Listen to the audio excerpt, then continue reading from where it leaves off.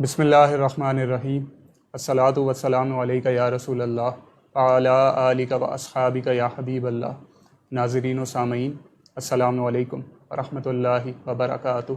ایک مرتبہ پھر پیش خدمت ہے سوال و جواب کی نشست بعنوان ہم اور آپ علامہ اکاڑوی کے ساتھ، جس میں آپ اپنے شرعی مسائل کے بارے میں رہنمائی حاصل کر سکیں گے حضرت علامہ مولانا ڈاکٹر کوکب نورانی اکاڑوی صاحب دامت برکاتہم العالیہ سے۔ آپ خطیب اعظم پاکستان مولانا محمد شفیع اکاڑوی صاحب رحمۃ اللہ علیہ کے فرزند ہیں۔ ایک عرصہ دراز سے دنیا بھر میں مسلک حق کے حقیقی ترجمان کی حیثیت سے خدمات سر انجام دے رہے ہیں۔ آئیے ہم مل کر انہیں خوش آمدید کہتے ہیں۔ السلام علیکم ورحمۃ اللہ وبرکاتہ۔ وعلیکم السلام، اور تمام ناظرین و سامعین کو بھی السلام علیکم ورحمۃ اللہ وبرکاتہ۔ کراچی شہر میں آرام فرما حضرت سیدنا عبداللہ شاہ غازی بابا عبداللہ الاشتر رضی اللہ تعالی عنہ کا 1292واں، اگر میری گنتی صحیح ہے، سالانہ عرس آج کل منایا جا رہا ہے۔ یہ حضرت سیدنا امام حسن رضی اللہ تعالی عنہ کی اولاد ہیں، ان کی 5ویں پشت ہیں، اہل بیت رسول کے معزز فرد ہیں۔ اللہ تعالیٰ ان کے درجات بلند فرمائے اور ان کے صدقے ہم سب کے حق میں خیر فرمائے۔ خلیفہ اعلیٰ حضرت مبلغ اسلام حضرت مولانا شاہ محمد عبدالعلیم صدیقی میرٹھی رحمۃ اللہ تعالی علیہ کا عرس بھی منایا جا رہا ہے، اور وہ تمام ہستیاں جن کے ان دنوں میں عرس منائے جا رہے ہیں، اللہ تعالیٰ سب کے درجات بلند فرمائے اور ہمیں ان کی تعلیمات، ان کی سیرت طیبہ کو اپنانے کی توفیق عطا فرمائے۔ آمین۔ آپ لوگ اپنے سوالات اسی لائیو اسٹریم کے کامنٹ سیکشن میں لکھ سکتے ہیں۔ اگر آپ کی آئی ڈی اپنے اصل نام کے ساتھ نہیں تو آپ اپنے سوال کے ابتدا میں اپنا نام اور اپنے شہر کا نام لکھ کر بھیج دیجیے، آپ کا سوال شامل کر لیا جائے گا۔ دوران نشست اگر آپ کو یہ محسوس ہو کہ بارہا سوال بھیجنے کے باوجود آپ کا سوال شامل نہیں کیا جا رہا، تو ممکنہ طور پر اس کی وجہ یہ ہو سکتی ہے کہ فیس بک کچھ کامنٹس کو آٹو ہائڈ کر دیتا ہے، جس میں سوال کے متن میں اگر کچھ الفاظ ایسے ہوں جس پر انہیں اعتراض ہو تو وہ اس کامنٹ کو چھپا دیتا ہے، جس کا نتیجہ یہ نکلتا ہے کہ کامنٹ بھیجنے والا یہ سمجھ رہا ہوتا ہے کہ اس کا سوال نظر انداز کیا جا رہا ہے، جبکہ حقیقتاً وہ ہم تک پہنچتا ہی نہیں ہے۔ تو اس کا حل یہ ہے، یا تو آپ سوال کا جو متن ہے اس میں الفاظ کی تبدیلی کے ساتھ دوبارہ سوال بھیج دیجیے، یا پھر آپ کے اسکرین کے دائیں جانب ایک واٹس ایپ نمبر آ رہا ہوگا، آپ اس پر اپنا سوال بھیج دیجیے، آپ کا سوال شامل کر لیا جائے گا۔ پیج ان باکس کی سہولت بھی آپ کے پاس موجود ہے، آپ وہاں بھی اپنا سوال بھیج سکتے ہیں۔ آج کے پہلے سوال کی جانب بڑھتے ہیں۔ فیصل آباد سے جنید اکبر صاحب کا سوال کہ کتب ابدال مجذوب کسے کہتے ہیں اور ان کا کیا کام ہوتا ہے؟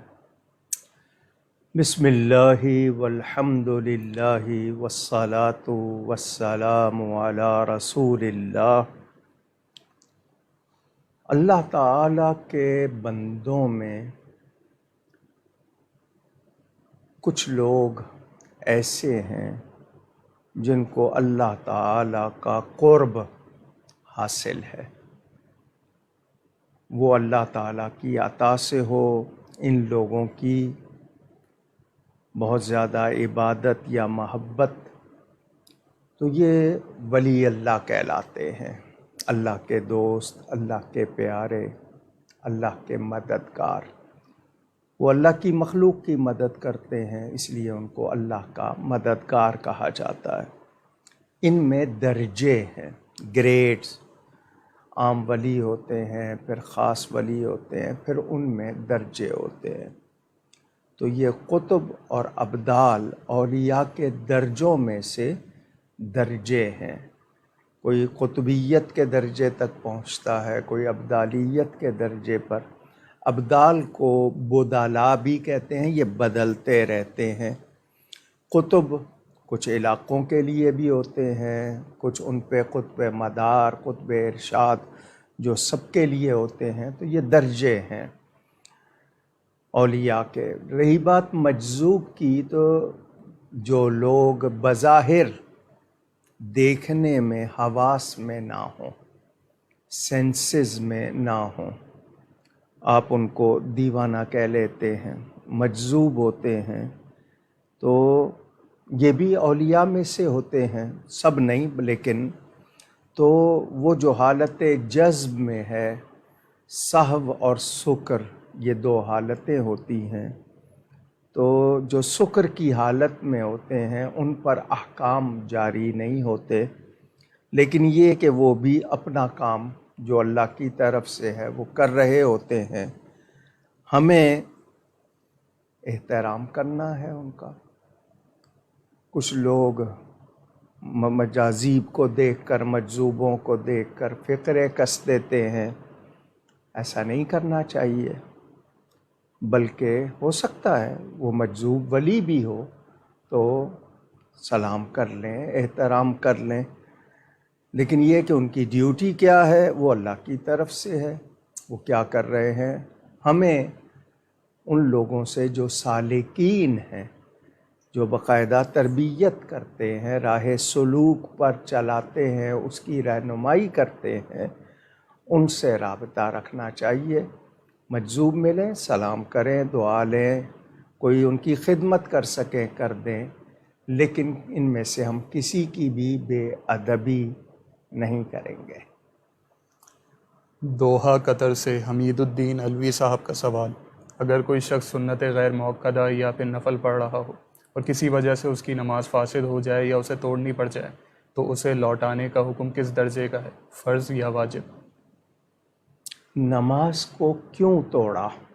اگر واقعی کوئی شرعی عذر آ گیا اور اس میں توڑنا ضروری ہو گیا تو اس نے توڑ دی، لیکن کوئی عذر نہیں تھا، توڑی ہے تو ضرور دہرائے، اور کوئی ایسی وجہ ہو گئی تو نہیں دہراتا۔ تو ہر ایک نماز کا وہ حکم نہیں ہوگا، اب وہ کس نیت سے پڑھی ہے اور کیوں توڑی ہے اس کے حساب سے ہوگا۔ اگر دہرا لے تو بہت اچھا ہے، نہیں دہرائے گا تو اس پر کوئی حکم نہیں لگایا جائے گا۔ ان کا اگلا سوال کہ بد عقیدہ اور بد مذہب یکے بعد دیگرے استعمال ہوتے ہیں، کیا یہ معنی اور مفہوم کے اعتبار سے ایک ہی ہیں؟ اسی طرح کا سوال شکاگو USA سے سہیل طاہر صاحب نے بھی کیا کہ صحیح العقیدہ اور بد عقیدہ میں فرق سمجھا دیجیے۔ دیکھیں، عقیدہ یہ لفظ اسلامی عقائد، میں نے اس حوالے سے نشست کی تھی، گفتگو کی تھی، قرآن حدیث کی باتیں جو دل میں نقش کر لی جائیں۔ عقیدہ ہوتا ہے، وہ علماء بتاتے ہیں، ہمیں سمجھا دیتے ہیں اور بتا دیے گئے۔ تو کسی کا عقیدہ خراب ہو جائے تو اس کو بد عقیدہ کہتے ہیں۔ اب اس میں بھی درجے ہوتے ہیں، معلومات نہیں ہے اس کو، اور اس نے غلط بات کو عقیدہ بنایا ہوا ہے، یعنی دل میں نقش کیا ہوا ہے، اس خیال کو، نظریے کو جمایا ہوا ہے۔ تو عقیدے درست ہونا چاہیے، جس کا عقیدہ درست نہیں اس کی کوئی عمل عبادت، اس کا کوئی عمل عبادت کا درجہ نہیں پائے گا، اور کوئی چیز اس کی قبولیت کے حوالے سے شمار نہیں ہوگی۔ بد عقیدہ کی بہت سی نیکیاں ضائع جاتی ہیں، وہ کرتا نیکی ہے مگر عقیدہ درست نہیں ہے تو اس کی وہ چیز ضائع ہو جاتی ہے۔ کوشش کریں عقیدے سیکھیں، اگر نہیں سیکھے تو سیکھنے چاہیے، اور اس کے مطابق میں نے پہلے بھی بتایا کہ ہر شخص کو اتنی معلومات ضروری ہے کہ وہ کون سا کام یا کون سی بات جو مجھے اسلام سے نکال دے گی، اتنی معلومات ہر شخص کو ہونی چاہیے، مگر ہم سیکھتے نہیں ہیں۔ تو اب اس حوالے سے میں پوری اگر تقریر کروں تو وہ بہت لمبی ہو جائے گی. مختصراً یہ کہ صحیح عقیدے اللہ کے بارے میں، فرشتوں کے بارے میں، آسمانی کتابوں کے بارے میں، رسولوں کے بارے میں، قیامت کے بارے میں، مرنے کے بعد کی زندگی کے بارے میں، یہ ہمیں معلوم ہونے چاہیے. یہ بنیادی عقیدے ہیں. پھر اہل سنت ہونے کے لیے کیا کیا باتیں ضروری ہیں وہ بھی میں سنا چکا. سیشن نمبر اگر زین صاحب کو یاد ہوگا تو بتا دیں گے کہ جو اہل سنت کے لیے جو ضروریات ہیں وہ کیا کیا ہیں، تو وہ ہمیں معلوم ہونی چاہیے. ہم نبیوں کو اللہ کی مخلوق مانتے ہیں. اللہ کی ذات و صفات میں، اسماء و افعال میں کسی کو اس کا شریک نہیں کرتے. نبیوں کا درجہ، نبیوں کے ساتھ انبیاء اور فرشتوں کے سوا کوئی معصوم نہیں ہے. تعظیم جو ہے وہ کس حد تک ہے؟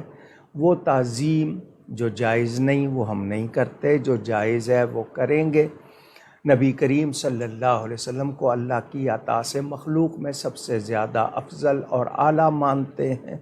اولیاء کے بارے میں ہمارا جو عقیدہ ہے وہ ساری باتیں واضح ہیں.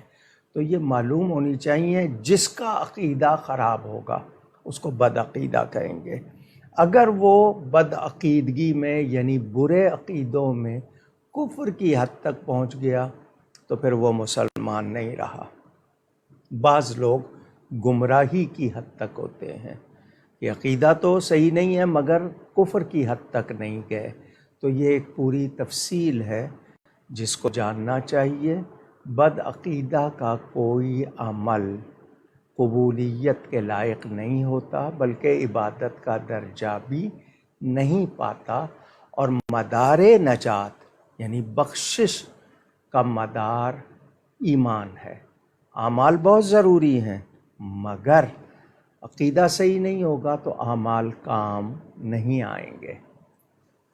سہیل طاہر صاحب کا اگلا سوال کہ یہاں امریکہ میں سلاٹر ہاؤس ہیں، جو حلال جانور آتے ہیں ان کو مشینوں کے ذریعے ذبح کیا جاتا ہے. طریقہ کار کچھ اس طرح ہوتا ہے کہ ایک مسلمان شخص آتا ہے اور اس کٹر کو ہاتھ لگا کر تکبیر پڑھتا ہے ایک مرتبہ، اور اس کے بعد تمام جانور ایک ساتھ ذبح ہو جاتے ہیں اور ساتھ ساتھ مسلسل تکبیر کی ریکارڈنگ چل رہی ہوتی ہے.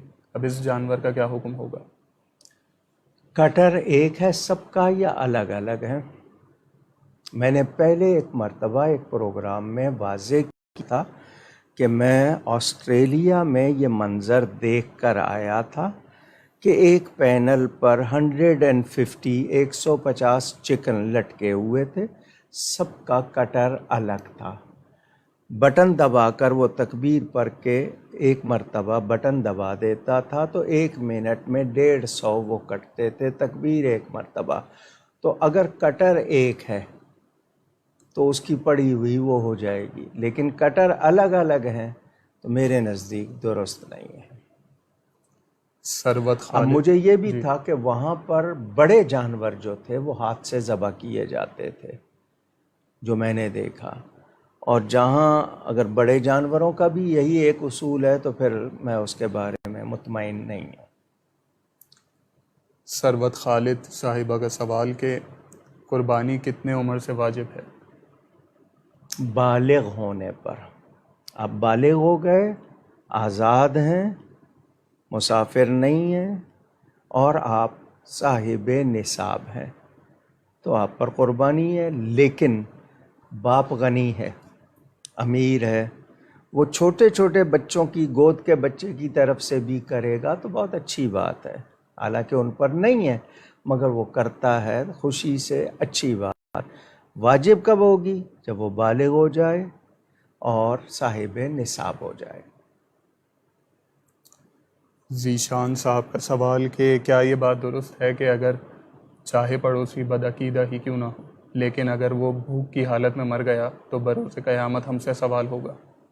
جی پڑوسی کا حق ہے، اور اس حوالے سے صرف بدعقیدہ ہی نہیں، وہ اگر مسلمان بھی نہیں ہے انسان تو ہے، تو ہمیں اس کے ساتھ جو بھی سلوک ہے دنیا کے طور پر وہ اچھا کرنا ہے، بلکہ زیادہ اچھا کریں تاکہ وہ ہماری طرف مائل ہو.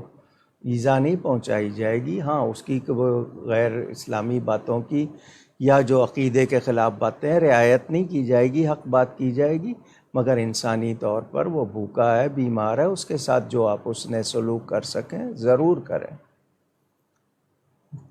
محمد ہاشم قادری صاحب کا سوال کہ نبی پاک صلی اللہ علیہ وسلم نے جماعت صحابہ میں سے صرف 10 صحابہ کرام کو جنت کی بشارت دی, تو پھر یہ کیوں کہا جاتا ہے کہ ہر صحابی نبی جنتی جنتی؟ دیکھیں قرآن کریم کی متعدد آیات ہیں. وہ 10 صحابہ جن کو عشرہ مبشرہ کہا جاتا ہے, ان کے علاوہ بھی نبی پاک صلی اللہ علیہ وسلم نے جنت کی خوشخبری دی ہے, جیسے بدر والوں کو دی. اعملوا ما شئتم, اب تم جو چاہو کرو, قد غفر اللہ لکم, اللہ نے تمہیں بخش دیا ہے. اس کے علاوہ بہت سے لوگوں کو حضور نے خوشخبری دی ہے. یہ قرآن کی ایک آیت ہے, وَكُلًّا وَعَدَ اللَّهُ الْحُسْنَى.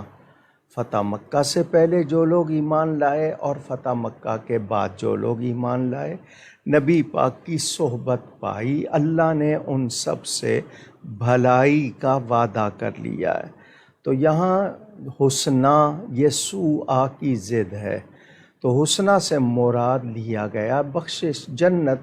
تو اس لحاظ سے کہا جاتا ہے, اور صحابی کی تعریف بتا دی گئی, وہ شخص جس نے اپنی دنیاوی زندگی میں ایمان کی حالت میں نبی کریم صلی اللہ علیہ وسلم کی صحبت پائی اور اس شخص کی وفات بھی ایمان پر ہوئی, اس کو صحابی کہتے ہیں.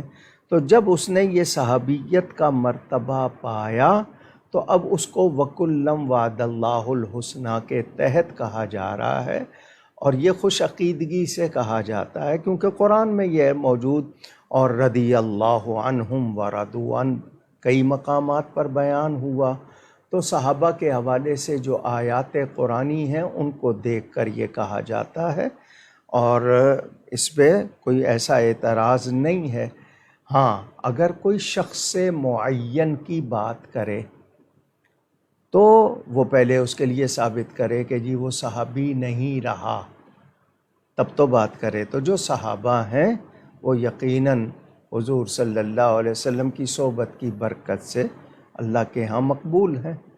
الصحابۃ کلہم عدول ہم کہتے ہیں. ذیشان فیضان صاحب کا سوال کہ اگر کسی کی زوجہ کی دماغی حالت خراب ہو جائے اور وہ اس بنا پر اسے طلاق دے دے, تو کیا یہ اس کے لیے شرعی جواز ہوگا طلاق دینے کا؟ دیکھیں طلاق دینے کے لیے آپ کو چونکہ مرد کو اختیار ہے, مگر ناحق نہیں دینی چاہیے. اس کی کفالت کرتا رہتا, اگر اس کو رکھ لیتا اور اپنے لیے دوسرا نکاح کر لیتا تو بھی تھا. اب یہ ہے کہ بچے تھے اس سے یا نہیں تھے, تاہم اس نے اپنی آسانی دیکھی, اللہ تعالیٰ معاف فرمائے. ہم یہ تو نہیں کہیں گے کہ اس نے سوائے اس کے کہ اس نے اپنی آسانی دیکھی. اگر وہ اس کی کفالت کر سکتا تھا تو کرتا رہتا اور دوسرا نکاح کر سکتا تھا, لیکن کس درجے کی وہ ہو گئی تھی, اس کے لیے کتنا بوجھ بن گئی تھی. تو حالتوں میں جو ایسے عذر ہوں اس میں طلاق دینا جائز ہے, مگر وہ اگر کر سکتا تھا تو وہ کر لیتا, میں اس پر کوئی حکم نہیں لگاؤں گا. انڈیا سے محمد اکرام شریف صاحب کا سوال کہ اونٹ کی قربانی کا صحیح طریقہ کیا ہے؟ نحر کرنا, نحر کا لفظ آیا, اس کے معنی بھی قربانی ہے. اس کے جو آسان ہو, جانور کو تکلیف نہ ہو اور آسانی سے ہو جائے. اکثر لوگ بڑی دیر لگا لیتے ہیں, وہ اونٹ کی ٹانگ ایک باندھ دیتے ہیں اور پھر دیر لگاتے ہیں, بہت چھریاں اس کے سامنے ہوتی ہیں, تو یعنی وہ کئی بار موت والا مسئلہ ہو گیا. تو اتنی تاخیر, کیونکہ وہ فلمیں چڑھا دیتے ہیں نا ویڈیو کلپ بنا کر, تو دکھاتے ہیں ٹانگ باندھ دی ہے, پھر اس کو گھما رہے ہیں, اس کو بار بار آ کے ہاتھ لگا رہے ہیں, آدھا آدھا گھنٹہ گزار دیتے ہیں ٹانگ باندھ کے. تو اس طرح نہیں کرنا چاہیے. وہ جو طریقہ ہے کہ اس کی گردن کے سرے پر وہ گھونپ دیتے ہیں خنجر سا, وہ بھی ٹھیک ہے. اور اگر پورا باندھ کے اس کی گردن کاٹی جائے وہ بھی ٹھیک ہے، لیکن آسانی ہو، جانور کو تکلیف نہ ہو، اور ایسی صورت نہ ہو کہ جانور جو ہے وہ بپھر جائے اور آپ کے لیے مشکل ہو جائے۔ لاہور سے حماد صاحب کا سوال کہ شریعت نے بچوں کی تعداد کے حوالے سے کوئی خاص حکم دیا ہے؟ کیا مطلب کہ کتنے بچے ہونے جی چاہیے؟ حضور صلی اللہ علیہ وآلہ وسلم کا فرمان موجود ہے کہ میری امت بڑھاؤ تاکہ کل قیامت کے دن میں اپنی امت زیادہ دیکھ کر فخر کروں، خوشی کروں۔ تو اس میں بس یہ ہے کہ ایسی صورت نہ ہو کہ اس کی بیوی کے لیے مشکل ہو جائے۔ اگر ہر سال بھی اس کے ہاں بچے کی پیدائش ہوتی ہے اور وہ آسانی سے ان کی تربیت کرتے ہیں، بہت اچھی بات ہے۔ اگر تھوڑا بہت وقفہ کر لیتے ہیں، شریعت نے اس کی بھی اجازت دی ہے، لیکن یہ کہ کوئی تعداد کا لیے نہیں ہے کہ جی آپ 2 بچے 2 ہی اچھے، وہ والا معاملہ نہیں ہے، بلکہ یہ کہ کثرت اولاد کی حضور نے حضرت انس کو دعا دی تھی کہ اللہ تجھے مال بھی زیادہ دے، اولاد بھی زیادہ دے۔ تو کثرت اولاد ہونا اچھی بات ہے، بشرطے کہ کوئی اس میں دکھاوا نہ ہو یا کسی سے مقابلہ نہ ہو، بلکہ اس کا صحیح خیال بھی رکھا جائے۔ ایک حدیث شریف نظروں سے گزری کہ اپنے کام رازداری سے کیا کرو، اس حدیث پاک میں کن امور کی طرف اشارہ ہے جنہیں راز رکھنا ضروری ہے؟ جی، آپ اپنی دولت کا اظہار کرتے ہیں، آپ اپنے سفر وغیرہ، اپنی چیزوں کا، تو اس سے ایک تو یہ کہ نظر لگنے کا احتمال، دوسرا یہ کہ دوسرے حسد کرنے لگ جاتے ہیں، یا یہ کہ آپ کے لیے مشکلات ہوتی ہیں۔ تو استر ذاہبہ کا و ذہابہ کا و مذہبہ کا، پہلے سفر بہت مشکل ہوتا تھا، اور قزاق جن کو آج کل آپ ڈاکو کہتے ہیں، لٹیرے ہوتے تھے، تو بہت سی چیزیں جو ہیں ہم لوگ، اب یہ نہ کہ میں تو آپ کو یہ کہوں گا کہ اب آپ کے ہاں آ گیا ہے ہر ایک کے ہاتھ میں فون۔ وہ مائیں، لوگوں کی مائیں جنہوں نے ساری عمر پردہ کیا، بیٹے ایسے ہیں کہ اپنی ماؤں کی فوٹو بھی اب فیس بک پہ لگانا آر نہیں سمجھتے، بلکہ دکھا رہے ہیں دنیا کو، جبکہ ماں نے ساری عمر پردہ کیا۔ آپ کی بیوی بچے ہیں، آپ کی پوشیدہ جو محفلیں ہیں، آپ ان کو بھی لوگوں کو دکھا رہے ہیں۔ تو کیا مطلب ہے؟ ایک تو یہ کہ گناہ گار ہو رہے ہیں، دوسرا یہ کہ آپ اس کو دکھا کر لوگوں کے لیے کیا پیغام دے رہے ہیں۔ تو انسان جتنا احتیاط برتے اس کے لیے اتنا ہی اچھا ہے۔ اسلام آباد سے عمران ممتاز صاحب کا سوال کہ حرمت مصاہرت کے مسئلے میں کیا کوئی عالم کسی غیر مجتہد کے قول پر فتویٰ دے سکتا ہے؟ اگر وہ امام اعظم کا مقلد ہو تو کیا امام احمد ابن حنبل کے قول پر فتویٰ دے سکتا ہے؟ کیا وہ فقہ حنفی میں وہ بات موجود نہیں ہے؟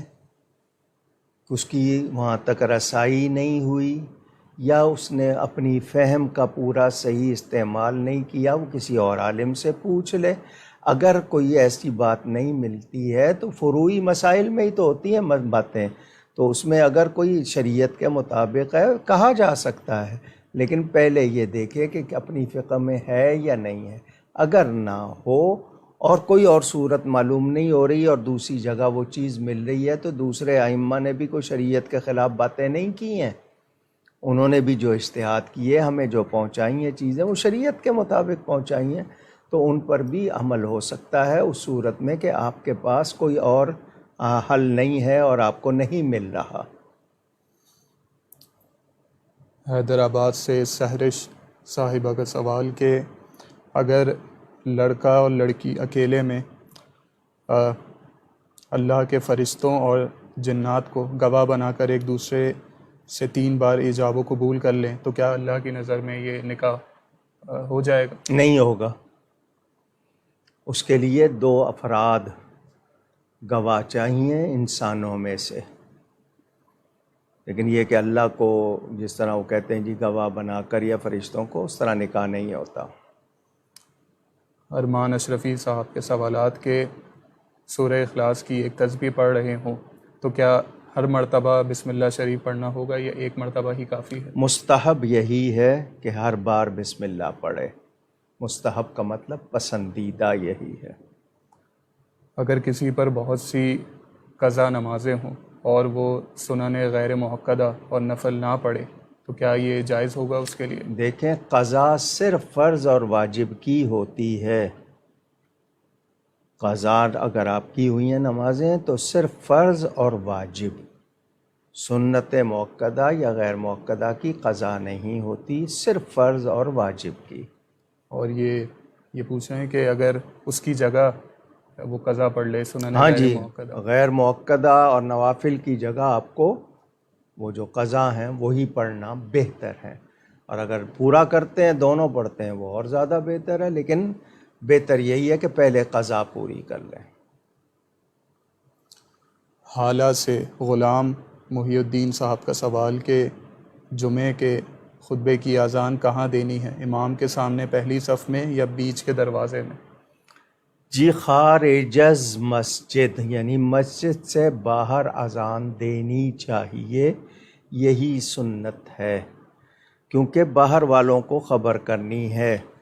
لیکن جب سے لاؤڈ اسپیکر آیا ہے تو اندر کہیں جانے لگ گئی ہے کہ آواز جا رہی ہے باہر، مگر سنت یہی ہے کہ خارجز مسجد، جو مسجد کا آخری دروازہ ہو اس کے باہر کھڑے ہو کر اذان کہے، یہی اصل طریقہ ہے۔ شاہ نواز صاحب کا سوال کہ حضرت ذوالقرنین نے یاجوج ماجوج کو کیا جہاں قید کیا تھا وہ مقام اسی دنیا میں ہے، کیونکہ آج کل یہ کہا جا رہا ہے کہ وہ کسی اور سیارے میں۔ جس نے کہا سیارے میں اس کی معلومات ہوں گی ہمیں قرآن کے مطابق اسی زمین کے حوالے سے، لیکن یہ کہ اگر کسی اور سیارے میں ہے اور اس کی معلومات ہیں تو وہ اس پہ دعویٰ کرے، دلیل پیش کرے۔ ہمارے علم میں ایسا نہیں ہے کہ کسی اور سیارے کی بات ہے۔ محمد علی صاحب کا سوال کہ قربانی کے وقت اگر جانور کا منہ قبلے کی طرف نہ ہو تو کیا قربانی ہو جائے گی؟ جی ہو جائے گی، مگر جو طریقہ سکھایا گیا نا اس میں ہمارے لیے فائدے بھی ہیں، بہتری ہیں کہ بائیں پہلو پہ لٹائیں اور اس کا منہ قبلے کی طرف کریں۔ تو جب یہ تعلیم ہے تو اس پر عمل کرنا ہی ہمارا یعنی فائدہ والا کام ہوگا۔ نہیں کریں گے، آپ نے وہ اصل چیز خون بہانا ہے وہ آپ نے کر دیا، مگر اس میں وہ والی برکت وہ ثواب نہیں رہتا، اور جان بوجھ کے اگر کرتا ہے تو پھر اچھی بات نہیں ہے کہ اس کے خلاف کیوں کرتا ہے۔ کہیں کو مجبوری ہو گئی ہے، جانور بپھر گیا ہے اور اب اس سے سنبھالا نہیں جا رہا اور اس کا منہ قبلے کی طرف نہیں رہا، چھری پھیرنی پڑ گئی، وہ اور بات ہے۔ لیکن حکم میں ہم اپنی طرف سے رائے یا اپنی جو خواہش ہے اس کو داخل نہ کریں، بلکہ حکم پر عمل کریں تو اسی میں ہماری بہتری ہے۔ غلام مصطفیٰ صاحب کا سوال کہ یہ میں نے سنا ہے کہ اسلامی نئے سال کے شروع ہوتے ہی اگر سونا خریدا جائے تو وہ باعث برکت ہے، کیا شریعت میں اس طرح کی کوئی تعلیم ہے؟ جی، مختلف روایات جو ہیں نا، ضروری نہیں ہے کہ وہ حدیثی ہوں، بعض اقوال بھی ہوتے ہیں۔ تو اگر کسی کا ایسا قول ہے اور وہ کسی بزرگ سے ثابت ہے اور اس کے مطابق آپ ان پر اعتبار کر کے کر لیتے ہیں تو کیا جا سکتا ہے، لیکن اگر کوئی ایسی حدیث ہے، میرے مطالعے میں نہیں ہے، ہو سکتا ہے، میں نہیں کہہ سکتا کہ جی اگر میرے یادداشت میں نہیں ہے تو وہ حدیث ہی نہیں ہے، یہ تو نہیں میں کہہ سکتا، لیکن اگر کوئی قول ہے ایسا کسی کا، جمعے کے دن کے حوالے سے ہمیں برکتوں کے بہت سے قول ملتے ہیں، پہلے چاند چڑھتے دنوں کے، پھر اترتے دنوں کے، کچھ اقوال اس طرح بعض چیزوں کے ملتے ہیں، تو اگر بزرگوں کے طریقے پر محبت سے، خوش عقیدگی سے عمل کر لے، لیکن یہ کہ اس کو وہ درجہ نہ دے کہ ایسا نہیں کروں گا تو یوں ہو جائے گا، وہاں ہو جائے گا، وہ بات نہ ہو۔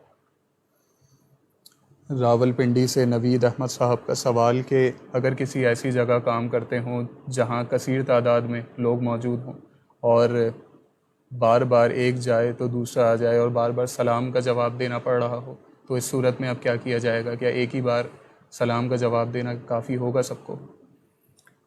سلام ایسی چیز ہے جتنی بار کرتے ہیں سلامتی ہوتی ہے، رحمتیں ملتی ہیں۔ ایک آدمی کمرے سے گیا، دوبارہ آیا، سلام کیا، بہت اچھی بات، اس کو بھی ثواب مل رہا ہے، جواب دینے والے کو بھی ثواب مل رہا ہے۔ مگر ہم تو پہلی بار بھی نہیں کرتے، اب تو سلام کرنا شاید ہمارے لیے کوئی شرمندگی کا باعث ہو گیا ہے۔ اور کچھ لوگ ہوتے ہیں کہتے ہیں دوسرا کرے، میں کیوں کروں، خاص طور پر بیوی کو کرنے میں آر کہ وہ مجھے کرے، میں کیوں کروں۔ تو سلام کرنا جتنا زیادہ ہو، اور حج میں تو خاص طور پہ بتایا گیا کہ زیادہ سلام، یعنی ہر حاجی مل رہا ہے بار بار سلام کر رہے ہیں بار بار، تو اگر وہ بار بار کرے تو اچھی بات ہے، اگر آپ کو بوجھ لگ رہا ہے تو نہ کریں۔ ان کا اگلا سوال کہ اگر شوہر اپنی زوجہ کو طلاق دے دے، بعد میں حلالے کا معاملہ بھی ہو جائے اور اس کے بعد دوبارہ نکاح کر لیں، لیکن اس تمام معاملات میں کہیں بھی گورنمنٹ کے ریکارڈز میں اندراج نہ کروائے، تو کیا نکاح ہو جائے گا؟ گورنمنٹ کے پاس جو اندراج ہوتا ہے نا، وہ آپ کے قانونی تحفظ کے لیے، کہ کہیں آپ کا ذکر ہو تو وہ ایک گواہی آپ کے لیے بن جاتی ہے۔ شرعاً 2 گواہ ہونے چاہیے۔ میں نے کتنی مرتبہ بتایا کہ نکاح میں 6 چیزیں ہوتی ہیں نا۔ ایک تو یہ ہے کہ ایجاب و قبول، لڑکی اجازت دے، لڑکا قبول کر لے، اور یہ کام ہو 2 گواہوں کے سامنے، یہ لازمی ہے۔ خطبہ پڑھیں گے، سنت ہے، چھوارے بانٹیں گے، سنت ہے، اس کے علاوہ ولیمہ کریں گے، سنت ہے، مہر واجب ہے۔ یہ چیزیں آپ کو کرنی ہیں۔ اگر آپ کرتے ہیں تو آپ کے لیے کہیں شک کی، بدگمانی کی، یا آپ کے بارے میں غلط سوچ کی راہیں بند ہوتی ہیں، ٹھیک ہے۔ اگر آپ نے قانونی اندراج نہیں کرایا مگر گواہوں کے سامنے کیا ہے نکاح، تو شرعاً درست ہے، مگر کل کو کوئی حادثہ، کوئی چیز پیش آ جاتی ہے تو رشتہ کیسے ثابت ہوگا؟ کوئی تحریر ہوتی ہے یا کوئی چیز ہو جاتی ہے تو وہ آپ کی آسانی کے لیے، تو بہتر ہے اندراج کرا لینا۔ ہاں، آپ اس جو پہلا آپ کا نکاح تھا اس پر طلاق کا آپ نے نہیں کروایا اندراج، اور وہی بیوی سے دوبارہ آپ کا نکاح ہوا ہے حلالے کے بعد، تو آپ کو ضرورت نہیں پڑی، لیکن آپ نے اس پر طلاق کا اندراج کروا دیا تھا، تو اب نکاح کا اندراج بھی ضروری ہوگا۔ اگر طلاق کا نہیں کروایا اور اسی سے دوبارہ نکاح ہوا ہے تو کوئی بات نہیں۔ جنید اکبر صاحب کا سوال فیصل آباد سے کہ اگر کوئی رشتہ دار بیمار ہو اور قریبی ان کے اعزاء و اقربا مل کر ان کا علاج کروا رہے ہوں، تو کیا وہ اپنی زکوٰۃ کی رقم سے ان کا علاج کروا سکتے ہیں؟ اگر وہ مستحق ہے تو، اگر وہ مستحق ہے تو، اور لیکن وہ ڈائریکٹ اس میں نہیں دیا جاتا ہے، وہ مطلب پہلے اس کو دیں، اس کی طرف سے وہ ادا ہو جائے، تملیغ کرا لیں، لیکن وہ مستحق ہے تو۔ اگر مستحق نہیں ہے تو پھر اس پہ زکوٰۃ نہیں لگائیں گے۔ اور رشتہ بھی دیکھنا ہے کہ وہ اولاد نہ ہو، ماں باپ نہ ہو۔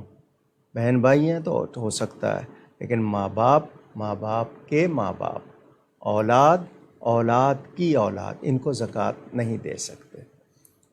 ان کے سوال کا دوسرا حصہ یہ کہ جسے زکوٰۃ دے رہے ہوں اگر اسے نہ بتایا جائے؟ کسی کو بھی زکوٰۃ دیتے ہوئے بتانا ضروری نہیں، نیت ہونا ضروری ہے کہ یہ زکوٰۃ ہے۔ اس کو آپ تحفہ کہہ سکتے ہیں، ہدیہ کہہ سکتے ہیں، عیدی کہہ سکتے ہیں، بچوں کا خرچ ہے، یار ویسے ہی محبت سے دے رہا ہوں۔ اگر اس نے پوچھ لیا کہ یہ زکوٰۃ ہے، پھر نہیں جھوٹ بول سکتے۔ جھوٹ تو ویسے ہی نہیں بول سکتے، نہیں پھر چھپا نہیں سکتے، پھر آپ کو بتانا ہوگا، اور اس کو پوچھنا نہیں چاہیے اگر وہ مستحق ہے تو۔ اللہ دلا رہا ہے تو جھوٹ تو ویسے ہی نہیں بولنا، لیکن اس وقت پھر آپ چھپا نہیں سکتے۔ محمد عدنان صاحب کے سوالات۔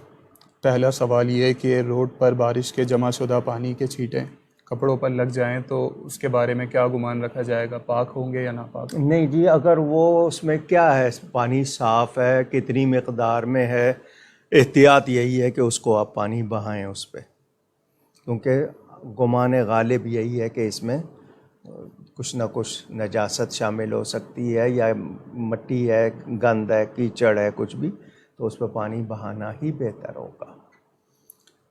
ویڈیو گیم کا کاروبار حلال ہے یا حرام؟ کون سا گیم ہے؟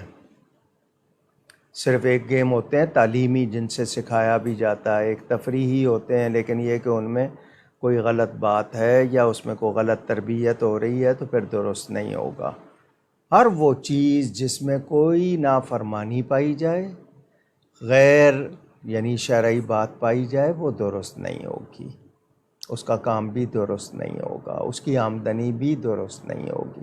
ہر وہ چیز، خواہ وہ ویڈیو کے حوالے سے ہو، مثال کے طور پر ایک باربر ہے، وہ شیو کر رہا ہے، کسی کی داڑھی مونڈ رہا ہے، تو میں اسے اس کی کمائی کو کیسے جائز کہوں گا، یا اس کے کام کو کیسے جائز کہوں گا؟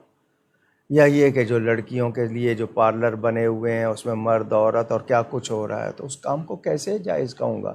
جس حد تک جائز ہے وہ جائز ہے، جہاں بھی کوئی نافرمانی ہو رہی ہوگی گنجائش نہیں ہے۔ نمازی نے بھول کر سجدہ صحف کے 2 سجدوں میں سے ایک سجدہ کر کے نماز مکمل کر لی، اب کیا حکم ہوگا؟ اگر اس کو یاد آ گیا ہے دوبارہ کر لے، پھر کر لے۔ نہیں یاد آیا ہے تو کوئی بات نہیں، اللہ قبول کرنے والا ہے، لیکن یاد آ گیا، دونوں سلام پھیر دیے، پھر کر لے۔ لیکن اس کے باوجود وہ بھول گیا، بعد میں کبھی یاد آیا، کوئی بات نہیں۔ بن بلائے کسی کی دعوت ولیمہ میں جانے کا شرعی حکم کیا ہے، اور کیا صاحب خانہ ایسے شخص کو روک سکتے ہیں؟ تعلق کیسا ہے کہ آپ کو اس نے نہیں بلایا، یا یہ کہ ذہن میں نہیں رہا، یا یہ کہ آپ کا اس سے ایسا تعلق ہے کہ آپ کو پتہ ہے کہ میں جاؤں گا تو وہ خوش ہوگا، تو اگلے نے ہو سکتا ہے محدود افراد کا انتظام کیا ہو، بعض ہوٹلوں میں ہوتا ہے، وہاں پر گنتی کے حساب سے ہوتا ہے، تو بغیر بلائے نہیں جانا چاہیے، اور اگر گئے ہیں تو کھانا نہ کھائیں، صرف سلام کر کے محبت سے آ جائیں، تو بدگمانی بھی نہ کریں۔ ہو سکتا ہے ان کے ہاں کوئی لمیٹڈ یعنی محدود انتظام ہو، یہ ہو سکتا ہے کہ اس کو یاد نہیں رہا، اب بعد میں جا کے مبارکباد دے دیں۔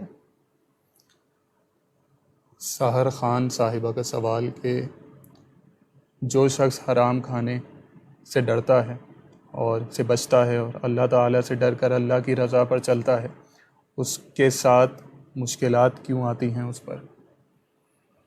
ہر وہ تکلیف جو آپ کو پہنچتی ہے، وہ معمولی سا کانٹا چبھے یا کوئی بڑی تکلیف، ایک تو یہ کہ آپ کی برداشت سے زیادہ آپ کو دی نہیں جاتی، بعض مرتبہ سزا ہوتی ہے، بعض مرتبہ وارننگ ہوتی ہے، انتباہ سمجھ جاؤ، بعض مرتبہ امتحان ہوتی ہے، اور بعض مرتبہ وہ چیز آپ کے درجے بڑھانے کا سبب ہوتی ہے۔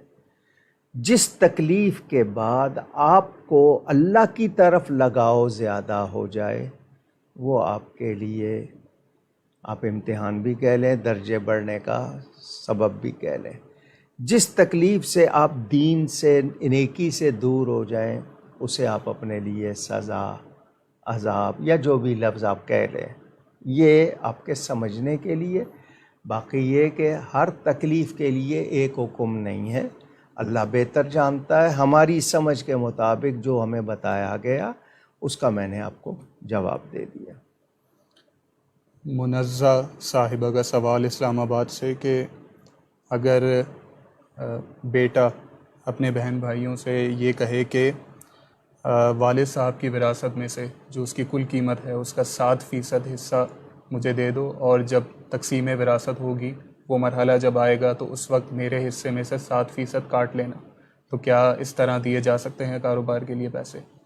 دیکھیں یہ چیز جو ہے نا ابھی یعنی سب کے پاس اکٹھا ہے اور تقسیم کرنے کی حالت نہیں ہے، یعنی یہ کہ تقسیم کر دیں تو دیں گے کیسے، بیچ نہیں سکتے ابھی، فوراً بیچیں گے تو گزارا کیسے ہوگا، اور اتنا حصے میں آئے گا نہیں کہ سارے کوئی الگ اپنا ٹھکانہ بنا لیں۔ تو یہ ایسی صورت میں اگر وہ سارے محبت سے راضی ہیں اخلاقی طور پر اور گنجائش رکھتے ہیں تو کر سکتے ہیں کہ اس کو کچھ دے دیا کہ جب حصے بنیں گے تو اتنا جو تمہیں دے دیا ہے وہ تمہارے حصے میں سے اتنا نکال دیں گے، یہ اگر راضی ہوں آپس میں وہ کر لیں گے، لیکن وہ زبردستی نہیں کر سکتا، یعنی جبرن نہیں ہو سکتا، پیار سے آپس میں ہو جائے تو ہو جائے، ورنہ جب شرعی تقسیم ہوگی سب کو ملے گا۔ تو ایسی صورت نہ کر دے کہ دوسروں کے لیے مشکل ہو جائے۔ میں نے پہلے بھی بتایا ماں باپ کی زندگی میں اولاد کا حق نہیں ہے مانگنے کا کہ میرا حصہ مجھے دیں، باپ مالک ہے، مرضی ہے اس کی دے یا نہ دے، لیکن اولاد وہاں پر اس کو یہ ایک ہمارے ہاں لفظ کہتے ہیں نا بلیک میل کرتے ہیں۔ اب بلیک میل کا مطلب اگر دیکھا جائے تو لفظ انگلش کا ہے لیکن مگر اردو میں یہی ہے کہ اس کو دباؤ میں لانا، اس کے ساتھ کوئی ایسی چال چلنا کہ وہ ڈر جائے کہ اس کے کوئی راز ہیں اس کے پاس یا کوئی ایسی چیز ہے تو وہ اس سے کہے کہ نہیں جی مجھے دیں ورنہ میں آپ کے خلاف یہ کر دوں گا۔ تو یہ ہم لوگوں نے غلط طریقے اپنائے ہوئے ہیں۔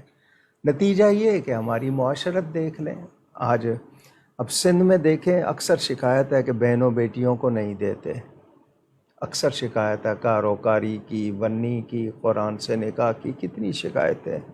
اچھا ابھی تازہ ایک چھیڑ چھاڑ ہوئی ہے آپ کے یہاں، لسانی مسائل پیدا کر دیے، عصبیتیں قومی، لسانی، علاقائی، تم سندھی ہو، تم پنجابی ہو، تم مہاجر ہو، تم پٹھان۔ اسلام تو ان چیزوں کی اجازت نہیں دیتا۔ مسلمان کہلاتے ہیں، اب معلومات نہیں ہے یا معلومات ہوتے ہوئے بھی دنیا اتنی غالب آ گئی ہے ذہن پر کہ بھول گئے ہیں، اور پھر یہ کہ حکمرانوں کے طریقے، قانون کے سقم۔ اب یہی ہمارے پاکستانی جب پاکستان سے باہر جاتے ہیں تو وہاں جا کر کیسے پابند ہو کے رہتے ہیں، کیونکہ وہاں پر قانون کی عملداری ہے۔ وہی لوگ واپس آ کے پھر وہی ہیرا پھیری یہاں پہ، کیونکہ یہاں قانون کی عملداری نہیں، خود قانون بنانے والے، نافذ کرنے والوں کا اپنا حال دنیا کے سامنے۔ لفظ کرپشن جو آ گیا، بگاڑ جس کو کہتے ہیں، بدعنوانی، وہ عام ہے، اور پیسے والے کا یا عہدے والے کی دھونس ہے، یہ چیزیں آپ کے سامنے۔ تو ہم لوگ جہاں بھی ہے نا خاندانی طور پر ایک دوسرے کے ساتھ زیادتی کریں، نہیں تو پھر مقدمے بن جاتے ہیں، برسوں گزر جاتے ہیں، حق نہیں ملتا۔ یعنی مٹی ڈالنا اس وقت ہے کہ جب اس کی میت کو لٹا دیں گے، پھر یار زندگی میں ان مسئلوں پہ بھی مٹی ڈال دو، آسانی سے گزار لو، مگر انسان ہے، کہیں آنا، کہیں رویے، کہیں سلوک سمجھ نہیں آتی۔ پتہ ہے کہ جانا ہے اور اگلے منٹ کا پتہ نہیں ہے کہ اگلا منٹ زندگی میں ہے یا نہیں، پھر بھی اسی پیسے پہ لڑائی، اسی پیسے پہ بدسلوکی، اسی پیسے پہ نفرتیں، پتہ نہیں کیوں۔ ناروے سے عثمان شفیع صاحب کا سوال کہ اگر کسی بڑے اسٹور میں جہاں حرام اشیاء بھی بکتی ہوں لیکن ہماری جاب صرف فروٹ والے ڈپارٹمنٹ تک ہو تو کیا وہاں جاب کی جا سکتی ہے؟ پتہ نہیں میں کیا کہوں، تقوی اجازت نہیں دیتا۔ لازمی بات ہے آپ کی تنخواہ ٹوٹل میں سے آ رہی ہے نا، اور وہاں پر کتنے مسلمان ہیں، انہوں نے بھی یورپ میں چونکہ رہنا ہے، انہوں نے وہاں پہ ان کی ضد ہے کہ ہم نے یہاں رہنا ہے۔ اب وہ گروسری کی دکان ہے، اس پہ اگر وہ شراب نہیں رکھتے ہیں تو گاہک نہیں آتے ہیں، تو لوگوں نے وہ بھی رکھنی شروع کر دی ہیں۔ یعنی اب یہ کہ اپنے آپ کو راضی کرنا ہے، طبیعت کو راضی کرنا ہے، شریعت کو نہیں۔ رب تعالیٰ کو راضی کرنے سے زیادہ باقی جو ہے نا اپنے مزاج کو، میں یہی کہوں گا کہ تقوی میں گنجائش نہیں ہے۔ ان کا اگلا سوال کہ فاتحہ دیتے وقت کچھ لوگ پہلے سورہ اخلاص پڑھتے ہیں اور کچھ بعد میں، افضل کیا ہے؟ دونوں میں سے کوئی بھی وہ منع نہیں ہے، چونکہ ترتیب میں سورہ فاتحہ پہلے، قل هو اللہ بعد میں، لیکن یہ کہ وہ ترتیب سے پڑھتے آ رہے ہیں اور آخری صورتیں پڑھ کے پھر سورہ فاتحہ پڑھتے ہیں، وہ اور اچھی بات ہے کہ دوبارہ قرآن شروع ہو گیا، شیطان سمجھے گا کہ نہیں اب یہ رک جائے گا، اس نے دوبارہ پڑھنا شروع کر دیا تو وہ مایوس ہوگا، تو کوئی حرج نہیں ہے۔ شکیلہ فیاض صاحبہ کا سوال کہ اسلام میں عورتوں کو جسم سمیٹ کر سجدہ کرنے کا حکم ہے، لیکن اگر جن کا پیٹ زیادہ ہو، آگے کی طرف نکلا ہوا ہو، تو ان کے لیے اس طرح سجدہ کرنا مشکل ہو جاتا ہے، اب کیا جتنی آسانی سے ہو سکے، میں نماز پڑھنے والوں کو یہ کہوں گا جتنا ہو سکے بس بن پڑے پڑھیں، کسی عذر کی وجہ سے نماز نہ چھوڑیں۔ آپ کے لیے اگر بہت کوئی مشکل ہو رہی ہے، سجدہ نہیں کیا جا رہا ہے، تو آپ اشاروں سے پڑھ لیں، پڑھیں۔ یعنی میں یہ نہیں کہوں گا کہ کوئی ایسا عذر کہ آپ اس کی وجہ سے نماز نہ چھوڑیں، پڑھیں جس طرح بن پڑھیں۔ سیدہ رتاب صاحبہ کا سوال کہ میرے اسکول کی اسلامیات کی کتاب میں اور اردو کی کتاب میں نبی پاک صلی اللہ علیہ وسلم کے نام مبارک کے ساتھ خاتم النبیین لکھا ہوا ہے، کیا نام مبارک کے ساتھ یہ بار بار پڑھنا ضروری ہے یا ایک ہی مرتبہ پڑھنا کافی؟ کوشش کر کے لکھوایا ہے تاکہ آپ کو یاد دہانی ہو، قومی اسمبلی سے منظور کروایا ہے، کیونکہ وہ ذہن میں نہیں ہوتا پھر وہ دوسرے لاتے ہیں، تو یہ بار بار کوشش کر کے کیا ہے حضور صلی اللہ علیہ وسلم کے نام کے ساتھ خاتم النبیین۔ آپ 2 القاب اور بڑھائیں، آپ کم کرنے کی بات کیوں کر رہے ہیں؟ دوسرے کو جناب پکارنا ہے تو جناب، فلاں صاحب، تو جناب اور صاحب کہنے میں آپ کو دشواری نہیں ہے، میرے نبی کے القاب میں کیوں دشواری ہے؟ اور یہ تو بہت ضروری ہے، اس کو حصہ بنائیں تاکہ ذہن میں بھی رہے، آگے پیغام بھی پہنچے، بچوں کو یاد رہے کہ خاتم النبیین کا معنی کیا ہے، تاکہ ان کا ذہن اتنا پختہ ہو جائے کہ اس کے خلاف کوئی بات سننے کو ہی تیار نہ ہو۔ سید فیاض صاحب کا سوال کہ میری بہن کی شادی کے 3 مہینے بعد علیحدگی ہو گئی تھی، اب دوسری جگہ رشتہ جڑنے جا رہا ہے تو میرے والد صاحب نے شرائط رکھی ہیں۔ میرے والد صاحب حق مہر کی رقم 5 لاکھ لکھوانا چاہ رہے ہیں، جبکہ جن کے ساتھ رشتہ جڑ رہا ہے وہ مالی حیثیت سے کمزور ہیں، کیا ہمیں والد صاحب کو اس سے منع کرنا چاہیے؟ مہر لکھوانے سے کیا رشتہ پکا ہو جائے گا؟ یعنی اس میں پھر طلاق کی کوئی گنجائش نہیں رہے گی؟ پوچھ رہا ہوں میں۔ مہر اچھا ہونا بہت اچھی بات ہے۔ آج کل اکثر لوگ آتے ہیں، کل یا پرسوں بھی کوئی نکاح میں نے پڑھایا تھا تو وہ کہہ رہے تھے شرع محمدی۔ میں نے کہا یہ جتنی تقریب آپ نے کی ہے یہ شرع محمدی کے مطابق ہے؟ تو وہ چپ ہو گئے۔ میں نے کہا ولیمہ جو ہوگا وہ شرع محمدی ہوگا، مہندی جو ہوئی تھی وہ شرع محمدی ہوئی تھی، صرف مہر لکھواتے وقت آپ شرع محمدی کے لفظ کیوں کہتے ہیں؟ باقی سارے کام کیوں نہیں کرتے شرع محمدی کے حوالے؟ اچھا جی، شرع محمدی کیا ہے جی؟ کم سے کم، اور آج میں بلکہ تمام جتنے نکاح پڑھانے والے ہیں ان سے بھی یہ کہوں گا، لڑکے سے پوچھیں اس کی تنخواہ کتنی ہے یا وہ تجارت میں کتنا کماتا ہے، تو کم از کم 4 مہینے 10 دن جو عدت کے ہوتے ہیں اس کا خرچہ کتنا ہو، اگر عورت کو اکیلے رہنا پڑ جائے اتنا مہر تو ہو کہ اس کو 4 مہینے 10 دن گزارنے پڑیں تو اس کے پاس خرچہ ہو۔ ہم لوگ باقی چیزوں پہ، دعوت پہ 6 کھانے، حال ہی اکیلا 3 لاکھ 4 لاکھ 5 لاکھ 10 لاکھ کا، لیکن مہر دیتے وقت مصیبت ہوتی ہے۔ کیوں؟ تو 5 لاکھ روپیہ مہر شرط نہ رکھیں، اس سے کوئی نکاح مضبوط نہیں ہوگا۔ اچھا مہر ہونا، یعنی اگر لڑکی زیادہ مہر مانگ رہی ہے مانگ سکتی ہے، مگر یہ جو ہے اس کو گارنٹی کیسے سمجھیں گے؟ وہ اس کو کیسے بنیاد بنائیں گے؟ محبت کے ساتھ ہوتا ہے، آپ لوگ دیکھ بھال کے کریں۔ اچھا مہر رکھنا بہت اچھی بات ہے، مگر اس پر وہ کہیں گے نہیں اس کی وجہ سے نکاح مضبوط ہوگا، تو یہ کوئی گارنٹی نہیں ہے۔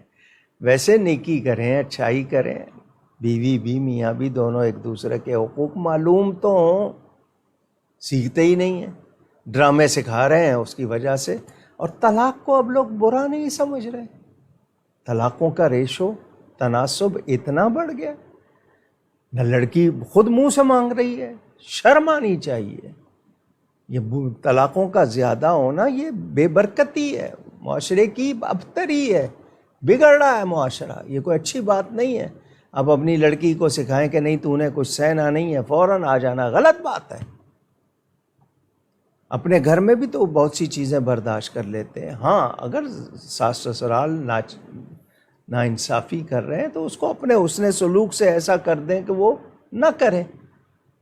اب ساس جو ہے وہ ایک روپ ہے، وہ بھیانک روپ ہے عورت کا، ہے روایتی ساس کا، وہ میرا خیال ہے جہاں بھی، حالانکہ وہ کہتے ہیں کہ جی خود اپنی شکایتیں کرتی، میں بہو تھی تو یہ ہوا، تو اب اپنی بہو کے ساتھ تو وہ نہ کرنا، تو اللہ رحم کرے۔ آمین۔ سحر خان صاحب کا سوال کہ اگر فرض نماز ادا کر لی اس کے بعد بھولے سے دوبارہ ادا کر لی تو اب اس کا کیا حکم ہوگا؟ نفل ہو جائے گی وہ۔ سمیر خان صاحب کا سوال کہ اگر نماز میں کے دوران اگر روٹی یا پھر گوشت کا کوئی ٹکڑا جو کہ دانتوں میں پھنسا ہوا تھا وہ نکل لیا جس کی مقدار چنے سے زیادہ ہو تو اب کیا حکم ہوگا؟ آپ نے خود ہی مقدار بتا دی ہے، مقداری کا سوال تھا، آپ نے بتا دی ہے، تو نہیں کرنا چاہیے تھا، لیکن وہ خود بخود ہوا یا آپ نے دانتوں میں سے باقاعدہ زبان پھیر کے نکالا؟ ایک ہے کہ کہیں وہ خود بخود چلا گیا، لیکن آپ نے زبان سے نکالا اور منہ میں آیا، تو بہتر ہے آپ دہرائیں۔ نوید احمد صاحب کا سوال راول پنڈی سے کہ اگر کوئی امام مسجد اپنے آپ کو سید کہتا ہے لیکن اس کا عقیدہ درست نہیں، اس کے پیچھے نماز کا کیا حکم ہوگا؟ جی، نبی کریم صلی اللہ علیہ وآلہ وسلم کی اصل اولاد حسنی حسینی سادات، ان کی بدعقیدگی اس درجے کو نہیں پہنچے گی، اور اگر پہنچی ہوئی ہے تو توبہ کی توفیق ملے اگر اصلی اولاد ہے، ورنہ جو بدعقیدہ ہے اس کا نسب اس طرح درست نہیں مانا جاتا، کیونکہ جس طرح ہمارے علماء نے تحریریں بھی یادگار بنائی ہیں اس حوالے سے، اگر وہ واقعی اصلی اور نسلی سید ہے، صحیح العقیدہ ہونا چاہیے، تاہم اگر بدعمل ہونا اور بات ہے، لیکن عقیدہ خراب نہ ہو، تو عقیدہ اس حد تک پہنچ گیا ہے کہ وہ گمراہی سے آگے بڑھ کر کفر تک جا رہا ہے، تو اس کی سیادت میں شبہ ہوگا۔ اصل مسئلہ کیا معلوم کرنا تھا؟ ان کے نماز کا حکم، اس کے پیچھے نماز۔ ہاں جی، بدعقیدہ کے پیچھے نماز نہیں ہوگی، اور اس حوالے سے ہزاروں مرتبہ جواب دیا ہے۔ میری کتاب مسئلہ امامت اردو انگلش دونوں میں موجود ہے، وہ پڑھ لیجئے، لیکن جس کا عقیدہ درست نہیں اور عقیدہ ایسا ہے کہ وہ غلط ہو چکا ہے اور زیادہ اس کی اپنی نہیں ہو رہی، اس کے پیچھے کسی کی کب ہوگی؟ انڈیا سے محمد افضل غازیانی صاحب کا سوال کہ اگر اپنی ہی غلطی کی وجہ سے کوئی کار ایکسیڈنٹ میں انتقال کر جائے تو کیا اب اسے شہادت کا مرتبہ ملے گا؟ دعا کریں کہ یا اللہ اس کو مرتبہ شہادت عطا فرما، لیکن یہ ہے کہ ظاہر پر حکم ہوتا ہے، اب ظاہر میں کتنی تفصیل ہے، تو دعا یہی کرتے ہیں۔ بہت سے لوگ ہیں حادثات میں، تو ہم یہی کہیں گے کہ یا اللہ ان کو مرتبہ شہادت عطا فرما۔ طاہا صدیقی صاحب کا سوال کہ پتھر کے اچھے یا برے اثرات کے بارے میں گمان یا عقیدہ رکھنے کی کیا شرعی حیثیت؟ صرف اتنا کہ اللہ تعالیٰ نے ہر شے میں تاثیر رکھی ہے، کوئی نہ کوئی اس میں اثر رکھا ہے، اللہ کی بنائی ہوئی کوئی چیز بیکار نہیں، تمام یہ نعمتیں ہیں، کیونکہ قرآن میں آپ سورہ رحمان میں پڑھ لیں، کأنہن الیاقوت والمرجان فبأی آلاء ربکما تکذبان، تو یہ نعمتیں ہیں، مگر یہ پتھر خود کرے گا نہیں، اللہ تعالیٰ چاہے گا تو مجھے اس سے بھی فائدہ ہوگا۔ ہم چیزیں کھاتے ہیں، اس میں طاقت رکھنے والا، اثر رکھنے والا، دوا میں شفا رکھنے والا اللہ تعالیٰ ہے۔ اللہ تعالیٰ نہ چاہے تو کوئی چیز فائدہ نہیں دے گی، اللہ چاہے تو کوئی چیز روک نہیں سکتی، ٹھیک ہے نا؟ تو یہ گمان رکھے کہ یہ اللہ کی نعمت ہے، اللہ نے چاہا تو مجھے اس کا فائدہ ہوگا۔ جی شان قریشی صاحب کا سوال کہ کیا بد دعا اثر کرتی ہے؟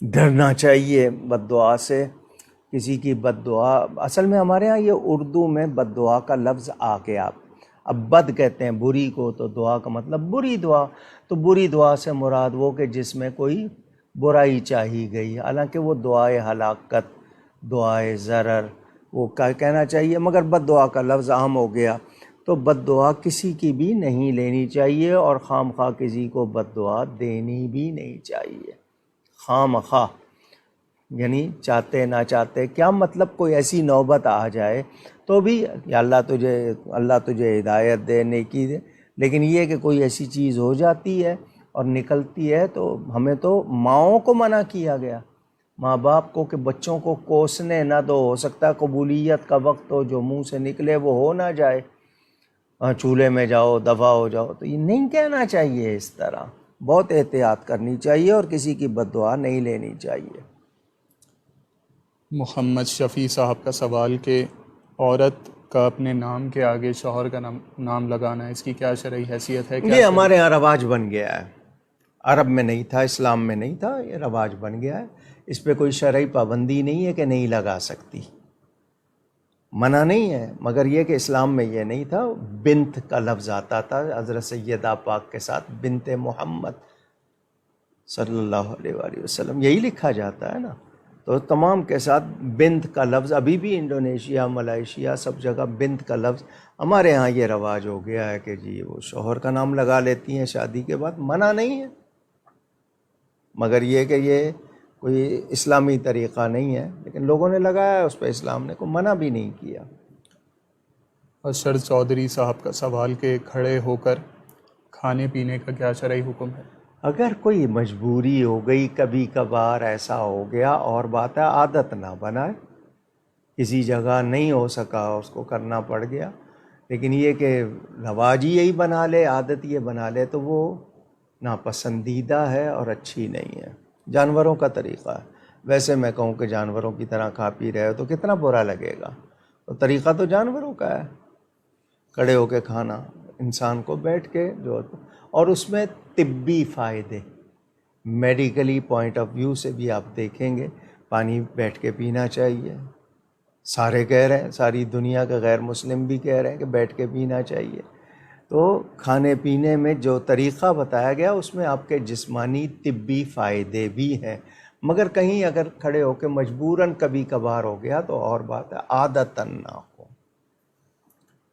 عمارہ حسن صاحبہ کا سوال کہ کیا گھر کا کام کرنا شرعی طور پر عورت کی ذمہ داری؟ اپنے گھر میں کیا کرتی تھی؟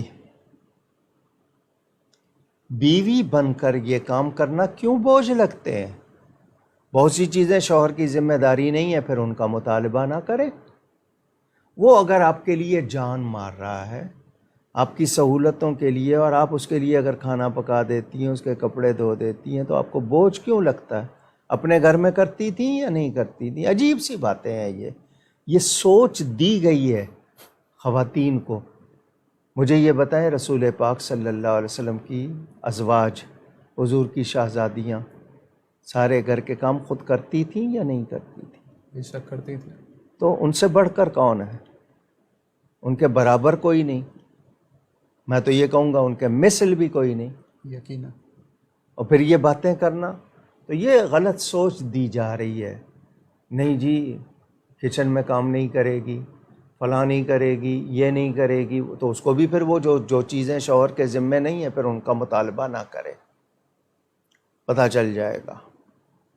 تو اس طرح کی باتیں غلط تربیت کا نتیجہ ہیں، یہ غلط انداز ہے.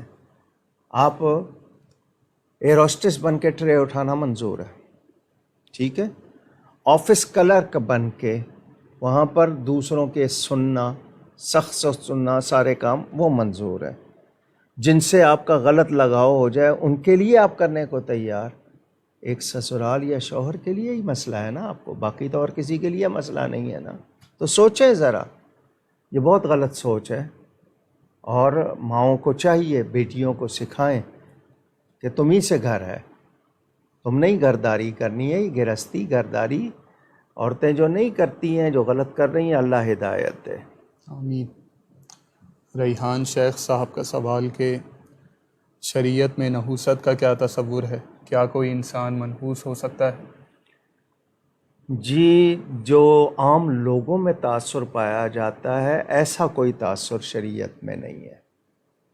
جگہیں منحوس ہو سکتی ہیں، کچھ لوگ بھی ہو سکتے ہیں، چیزیں بھی ہو سکتی ہیں، مگر جو عام طرح کا منحوس کہہ دینا دنوں کو، مہینوں کو، یا یہ بالکل غلط ہے. اسلام میں ایسا نہیں ہے. ہاں جی، اب منحوس کون سی جگہ ہو سکتی ہے؟ جہاں پہ جوا کھیلا جا رہا ہے، جہاں پہ شراب پی جا رہی ہے، تو اس جگہ کو ہم کیا کہیں گے؟ وہ جگہ اچھی تو نہیں کہلائے گی نا. جہاں پر مسلسل برائی ہو رہی ہے، یا ایسا شخص جو ہر وقت نافرمانی کر رہا ہے، تو اس کے لیے کہا جا سکتا ہے جو یعنی غلط کاری میں پڑا ہوا ہے. کوئی ایسی چیز ہے جو شرعاً درست نہیں ہے اور اسی کی ہو. لیکن یہ جو عام طور پہ کہ نہیں فلانا منحوس ہے، یا مہینہ منحوس ہے، یا جگہ، اس طرح نہیں.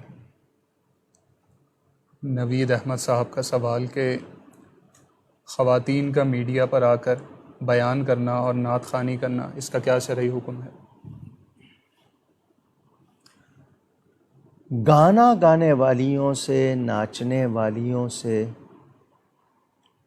یا ڈانس کرنے والی، ان سے تو بہتر ہے تقابل میں اگر دیا جائے، مگر یہ کہ عورت کا مردوں کے سامنے یا میڈیا پہ اس طرح آ کے بیان کرنا، اس کو لازمی بات ہے شرعاً درست قرار نہیں دیا جائے گا۔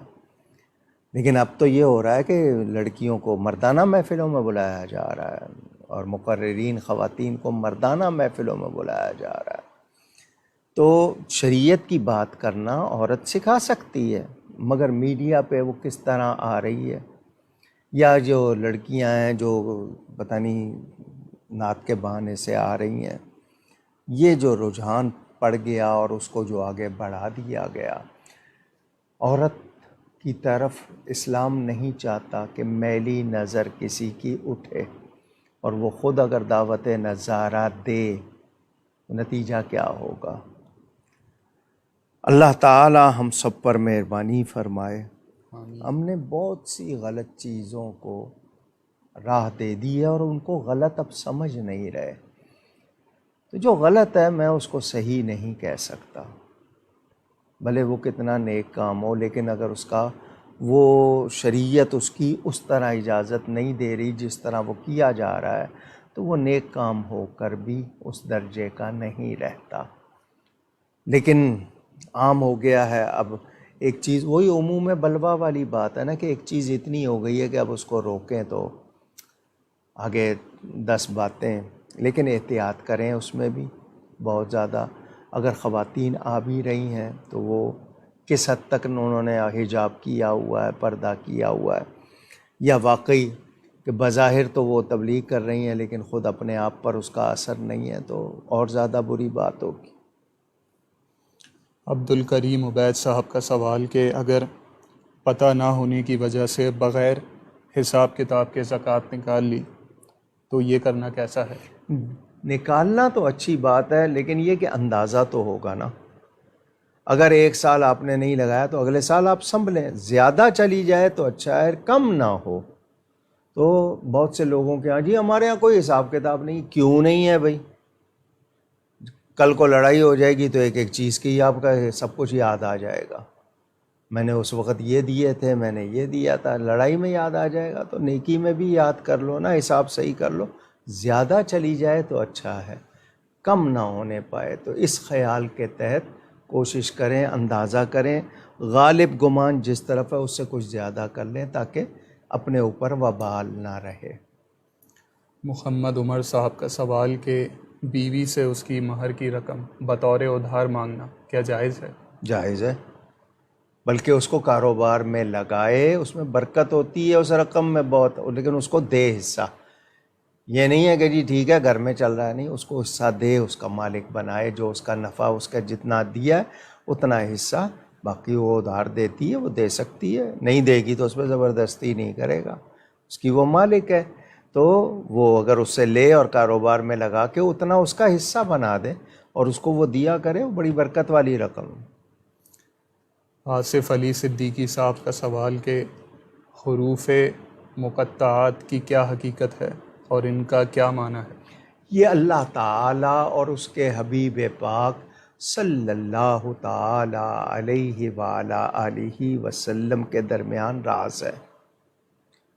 کوئی شخص خود سے ان کا لفظی معنی نہیں کر سکتا، کوئی کہے گا تو وہ اس کا اندازہ ہوگا، کیونکہ بخاری شریف میں روایت ہے جبریل امین آئے علیہ السلام اور انہوں نے آ کر نبی پاک کے سامنے پڑھا کاف ہا یا عین صاد، نبی کریم صلی اللہ علیہ وسلم نے فرمایا علمت و فہمت، میں جانتا بھی ہوں میں سمجھتا بھی ہوں۔ جبریل کا یہ کہ مجھے نہیں معلوم رب نے کیا کہا ہے۔ تو یہ اللہ تعالیٰ اور اس کے رسول کے درمیان راز، سمجھنے کے لیے کہہ دوں کوڈ ورڈز ہیں، ان میں کائنات کے راز ہیں، تو ہم خود سے ان کے معنی نہ کر سکتے ہیں نہ سمجھ سکتے ہیں۔ اللہ تعالیٰ کسی کے دے عطا کر دے، لیکن یہ اس کے اور اس کے رسول کے درمیان راز ہے۔ تجمل انصاری صاحب کا سوال کہ کیا شوہر اور بیوی ایک دوسرے کے موبائل چیک کر سکتے ہیں؟ شبے کی بنیاد پر، شبے کی بنیاد پر اگر کر رہے ہیں تو لازمی بات ہے، اچھی بات نہیں ہے۔ ویسے آپ میں اتنی دوستی ہے، آپ ایک دوسرے کا موبائل، اور ڈرتے بھی ہیں آپ ایک دوسرے سے، خیال رکھتے ہوں گے، لازمی بات ہے غلط چیز نہیں رہنے دیتے ہوں گے، تو شوہر اور بیوی جہاں تک ہے اس میں اس درجے پہ نہ جائے کہ غلط فہمیاں ہو جائیں، کوئی غلط استعمال نہ ہو۔ باقی مسئلہ بڑا سخت ہے، گنجائش ہے بھی اور نہیں بھی، منع بھی ہے، گنجائش بھی ہے۔ اب اس میں یہی ہے کہ دو موبائل رکھ لیں، اپنا ایک الگ رکھ لیں خاص، اور ایک عام استعمال والا رکھ لیں، لیکن یہ کہ اچھی بات نہیں ہے، دونوں کو ایک دوسرے سے فیئر ہونا چاہیے۔ اگر کوئی ایسی نوبت آ گئی ہے تو اس صورت میں چیک کیا جا سکتا ہے، ورنہ نہیں کریں۔ اعتماد رکھیں اور کسی کو، دونوں ایک دوسرے کو کسی طرح بھی دھوکہ نہ دیں۔ یہ آج کا آخری سوال، انشاءاللہ جو سوالات رہ جائیں گے وہ اگلی نشست میں ابتدا میں لے لیے جائیں گے۔ آپ لوگ اپنے سوالات اسی لائیو اسٹریم کے کامنٹ سیکشن میں لکھ سکتے ہیں۔ اگر لائیو کہ علماء ہم جن کو کہتے ہیں، جنہوں نے باقاعدہ علم حاصل کیا، آج کل اس کو درس نظامی کہہ لیں، دورہ حدیث و تفسیر کر لیا، اس حوالے سے جب ان کو آپ علماء مانتے ہیں، علماء حق صحیح العقیدہ، عوام کو ان پر اعتراض کا کوئی حق نہیں ہے کہ وہ لوگ جس کا دل چاہے، بلکہ علماء کی عام عادتیں جو ہوتی ہیں ان کی اپنی بشری تقاضوں کے مطابق، اس پر بھی نہیں کہنا چاہیے۔ اور اگر اس پر تنقید اس لحاظ سے کرتا ہے دین کے حوالے سے اور توہین مقصود ہے یا لوگوں کی نظروں میں اس کو گرانا مقصود ہے، تو اعلیٰ حضرت نے کفر تک کا خوف بیان کیا ہے، کیونکہ وہ دین کی وجہ سے ہے۔ لیکن علماء کہلانے والوں نے، اگر وہ ہیں یا نہیں ہیں، یعنی بنام علماء، علماء کے نام پر ایسے ایسے کردار آئے، ایسی ایسی باتیں آئیں کہ انہوں نے اپنے وقار کو خود خراب کیا۔ لوگوں نے ان پر دوسروں کو گمان کر لیا کہ دوسرے بھی ایسے ہی ہوں گے، حالانکہ ایسا ضروری نہیں ہے کہ اگر ایک خراب ہے تو دوسرے پہ بھی کیا جائے، سارا طبقہ تو مراد نہیں ہوتا۔ اچھا، حدیث شریف کے مطابق سب سے اچھا طبقہ بھی علماء کا ہے، سب سے برا طبقہ بھی علماء کا ہے، اور یہ ہر دور میں رہا ہے۔ آپ کے ہاں بھی سرکاری درباری ملا کہنا، یا علماء سو اور علماء حق، علماء سو سے مراد برے علماء۔ میں کسی کا نام نہیں لے رہا، لیکن فیس بک اور media, print media, electronic media, دونوں طرح کے کردار پیش کر دیتا ہے۔ عوام کی پہلے تربیت تھی، علماء سے وابستہ تھے، علماء کا ایک وقار تھا۔ اب علماء نے جب اس کو، کچھ علماء نے بگاڑا، لوگوں کو راہ مل گئی، لوگوں کو زبان کھل گئی، یا کہنا چاہیے کہ بس انہوں نے نہیں دیکھا کہ ہمیں اس سے دین کو ہم فائدہ پہنچا رہے ہیں یا کہ نقصان پہنچا رہے ہیں، پرواہ نہیں کی۔ غیروں کی سازش یہ ہے کہ علماء کو متنازع بنا دو، ڈسپیوٹڈ، کنٹروورشل بنا دو۔ نتیجہ یہ ہوگا کہ جب عوام کا علماء سے اعتماد اٹھ جائے گا تو لوگوں کے عمل میں کمزوری آ جائے گی، لوگوں کو حرام حلال کی پرواہ نہیں ہوگی، اس معاشرے میں بگاڑ آ جائے گا۔ لوگ اس چیز کو نہیں سمجھ رہے اور دھڑا دھڑ پوسٹیں، کلپ یا جو دل چاہتے ہیں تبصرے، کارٹون، یہ وہ بنا رہے ہیں۔ اس سے پوری ملت کا نقصان ہے۔ اچھا، جو بگڑے ہوئے ہیں وہ سنبھل بھی نہیں رہے، ٹی وی اسکرین پر آنے کے لیے یا دنیاوی مفاد کے لیے یا شہرت کے لیے اپنے وقار کے خلاف انہوں نے کام کر لیے، یا یہ کہ رواداری میں کسی کا لحاظ کرتے ہوئے غلط بات کر دی، دوست کو راضی کر لیا مگر غلط مسئلہ کر دیا، غلط فتویٰ دے دیا۔ تو یہ کردار مکس ہو گئے، اچھے اور برے۔ جس طرح بناوٹی پیر ہیں، جعلی پیر ہیں، ان کی وجہ سے اصلی بدنام ہو رہے ہیں، لوگ سمجھتے ہوں گے وہ بھی ایسے ہوں گے۔ اب یہاں ضروری کیا ہے، فرق کیا جائے۔ عوام ایجوکیٹ جو ہیں، پڑھے لکھے، ان کو پتہ ہے۔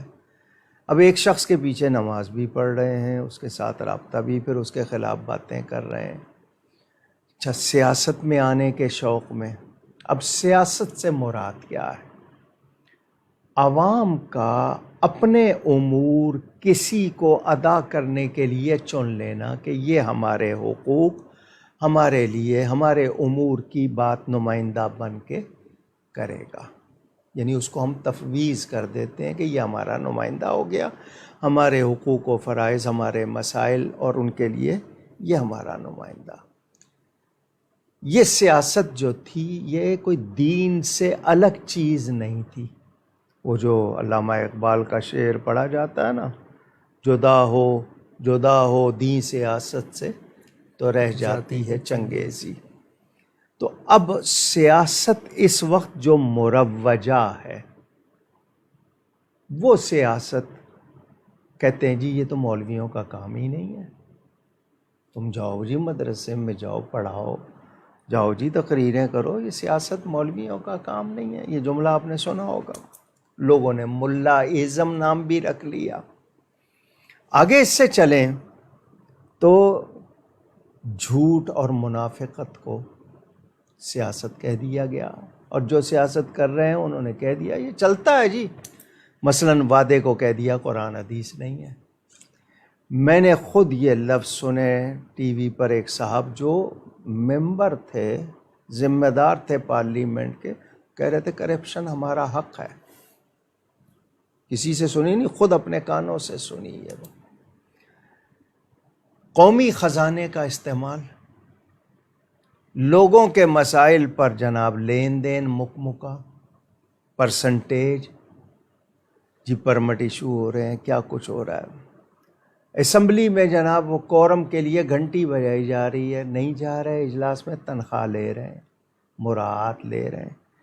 وہ جو لاجز ان کے لیے بنائے گئے ہیں ان کے لیے وہ لفظ میں نے سنے، میں منہ پہ نہیں لا سکتا کہ ان کو یعنی برائی کے اڈوں سے زیادہ برا کہا جا رہا ہے، کیونکہ وہاں پولیس کا عمل دخل نہیں ہے، اور وہاں پر پینا پلانا، دوسری برائیاں، اس پہ کوئی روک ٹوک نہیں ہے۔ اب اس مروجہ سیاست میں جب یہ باتیں ہوں گی تو لازمی بات ہے پھر یہ مولویوں کا کام نہیں ہے۔ اصل سیاست کام ہی مولویوں کا ہے۔ مولوی سے مراد مولا والے، اللہ والے بندے، اللہ سے ڈرنے والے، دین کو سمجھنے والے۔ آپ نے جعلی ڈگریوں کی بات بھی سنی، اور اس پر ان کو کوئی شرم نہیں آئی، جعلی ڈگریاں بنا کے چلے گئے، جھوٹ بول کے چلے گئے۔ اب 50 کروڑ یا 25 کروڑ خرچ کر کے کوئی جا رہا ہے تو اس نے دگنا کمانا ہے، یہ دنیا داری ہو گئی۔ تو اب مجھے یہ بتائیں کہ آپ اس میں خود ہی بتائیں کہ کوئی شریف آدمی کیسے آئے۔ اچھا، جو آئے گا اس کی ایک تو فیملی آن رسک ہو جائے گی، خطرات ان کو ہو جائیں گے۔ دوسری بات یہ کہ آپ کسی کے کردار پر کیچڑ اچھالنے کے لیے نہیں دیکھتے، پرنٹ میڈیا ہو، الیکٹرانک میڈیا، اور سوشل میڈیا کا تو کام ہی یہی ہے، وہ تو شیطان کی آنت ہے۔ سوشل میڈیا میں یعنی اچھائی کے کام بہت معمولی ہوں گے، برائی زیادہ ہے۔ تو اب مجھے یہ بتائیں کہ جی یہ اس کو کہہ رہے ہیں، پہلے یہ تو دیکھو کہ ہے کیا۔ اب آپ کہیں گے کہ نہیں جی یہ لوگ آئیں اور آ کے پاک کریں، تو آپ تو ان کو ووٹ نہیں دیتے۔ آپ ووٹ دیتے ہوئے دیکھتے ہیں میں ایسے بندے کو ووٹ دوں کہ کل کو مجھے کیس بن جائے تو بچا لے، مجھے کوئی غلط کام کرنا ہو تو میری ہیلپ کر دے۔ آپ تو یہ دیکھ کے بندہ لاتے ہیں۔ لوگوں نے صاف کہہ دیا جی نوٹ پیر کا اور ووٹ فلاں کا، یہ جملے سنے ہم نے. نذرانہ دیں گے تو پیر صاحب کو دیں گے، ووٹ دیں گے تو اپنے بندے کو دیں گے جس سے ہمارے کام نکلیں گے. تو آپ نے جب یہ چیزیں، اور پھر یہ کہ جس طرح کا طریقہ رائج ہے الیکشن کا، اس کو الیکشن کہہ لیں آپ. یہ جو انتخاب کا آپ کا طریقہ ہے، اس میں جو حال ہے، میں بہت سی چیزوں سے اختلاف رہا. مغربی جمہوریت کا ہمارے ہاں شرعاً کوئی تصور نہیں. جمہوریت اسلام میں ہے، اسلامی جمہوریت، یہ مغربی جمہوریت نہیں ہے. اور پھر وہ آپ جن کو ایک طرف اپنا کہتے ہیں کہ جی وہ شاعر مشرق ہیں اور فلاں ہیں اور فلاں ہیں، تو انہوں نے ہی کہا ہے نا جمہوریت ایک طرز حکومت ہے کہ جس میں بندوں کو گنا کرتے ہیں، تولا نہیں کرتے. اب چیف جسٹس کا اور اس کے پورے پیون کا ووٹ کی ایک ہی قیمت ہے. تو آپ کے ہاں تو یہ استصواب رائے، جو صاحب الرائے، جو ویلیویبل لوگ ہیں، ان کی حیثیت آپ نے کوئی نہیں رکھی ہوئی.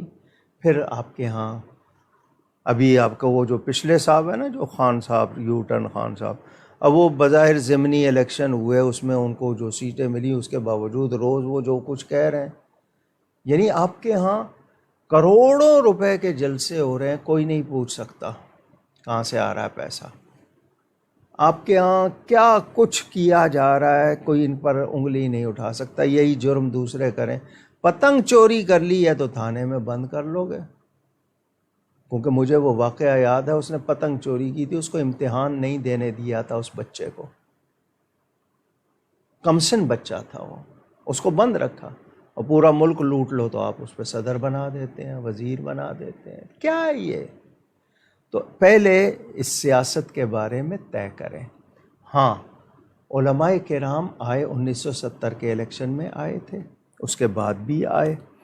اب بنام علماء جو کچھ ہو رہا ہے آپ ان کو علماء پر نہ لگائیں. ہم یہ نہیں کہیں گے کہ علماء آگے نہ آئیں، ہم کہیں گے زیادہ تعداد میں آئیں تاکہ غلط لوگوں کا صفایا ہو. نظام مصطفیٰ یعنی یہ اسلامی جمہوریہ بنے جس مقصد کے لیے یہ وطن حاصل کیا گیا تھا. یہ سندھی مہاجر یا پشتون یا پنجابی کے جھگڑے کے لیے نہیں لیا گیا تھا، اور سب اس میں شامل تھے. وہ بنگالی تھے یا پنجابی تھے یا سندھی تھے یا مہاجر تھے یا پٹھان تھے یا بلوچ تھے، سب شامل تھے پاکستان کی تحریک میں، جتنے لوگوں نے حصہ لیا. آج آپ یہ سیاسی، لسانی، علاقائی عصبیتیں ابھار رہے ہیں. آپ محراب و منبر پر پابندیاں لگا رہے ہیں، مساجد اور مدارس پر پابندیاں لگا رہے ہیں. آزادی کن کو دے رہے ہیں؟ غلط لوگوں کو. تو میں چاہوں گا کہ علماء آئیں، لیکن مجھے یہ بتائیں کہ ایک شخص اگر کوئی ایسا کام کر رہا ہے کہ وہ اس مروجہ سیاست کا عملاً حصے دار نہیں بنتا عملی طور پر، لیکن وہ ذہن سازی کر رہا ہے. اچھا مثال کے طور پر ایک ادارے میں ایک شخص کا کام ہے پڑھانا، ایک شخص کا کام ہے پریکٹیکل کرانا، ایک شخص کا کام ہے آپ کی پی ٹی کروانا. تو آپ ہر ایک کو ایک ہی طرح اس میں شمار کر لیں گے؟ ہرگز نہیں. جس کی جو فیلڈ ہے. تو اگر کچھ ہمارا ایسا بھی ہے کہ وہ عملاً حصے دار نہیں بنتا، لیکن کام وطن کی محبت کا، دین کی محبت کا، ناموس رسالت کا، یا ناموس صحابہ، ناموس اہل بیت، جو بھی دین کے تقاضے ہیں ان کے لیے ذہن سازی کرے، اور وہ عملاً ادھر نہ آئے، لیکن یہ کہ لوگوں کا راستہ بھی نہ روکے.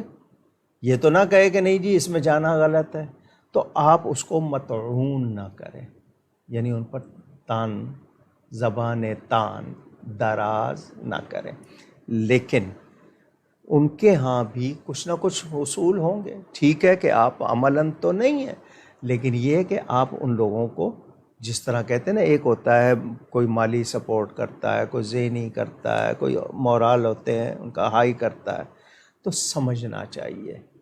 اب مثال کے طور پر میں نے اپنے والد صاحب قبلہ کو دیکھا، انہوں نے 1970 کے الیکشن میں حصہ لیا تھا. ان کو مجبور کیا گیا کہ جی آپ کو لڑنا ہے، اور تمام جتنے کراچی کے سنی حلقے ہیں ان سب کے لیے بھی کام کرنا ہے، کیونکہ آپ اس وقت مرکزی شخصیت ہیں، آپ کی سب سے زیادہ پہچان ہے. وہ پرنٹ میڈیا سے نہیں تھی، الیکٹرانک میڈیا سے نہیں تھی، ان کی محنتوں سے پہچان تھی. آج تو 15 منٹ میں پہچان بن جاتی ہے، انہوں نے تو محنت کی تھی. کراچی کا سب سے بڑا حلقہ دیا گیا. کوئی پہلے ہمارے پاس تجربات نہیں تھے، مقابل جتنے لوگ تھے ان کو بہت ہی شرارتیں آتی تھیں. وہ جناب رزلٹ آیا، ہمیں نہیں پتا تھا دھاندلی کیسے ہوتی ہے، کیا ہوتی ہے. ہم تو ان چیزوں کو کہتے ہیں نا جس کو مزاج نہ ہو.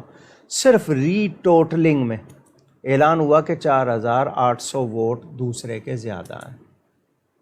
ریٹرننگ آفیسر سٹی کورٹ کی بلڈنگ میں بھی اس وقت والد صاحب کے ساتھ بیٹھا تھا. صرف ری ٹوٹلنگ میں وہ 4800 سے 2 زیرو اڑ گئے، 48 ووٹ کا فرق رہ گیا. اور اندر کمرے میں جو افراد کام کر رہے تھے نا، عملہ، ان کا ان سے تعلق تھا. میں نے اپنی آنکھوں سے دیکھا تھا. وہ پوسٹل بیلٹس زبردستی لا کر 48 ووٹ زیادہ کر دیے گئے.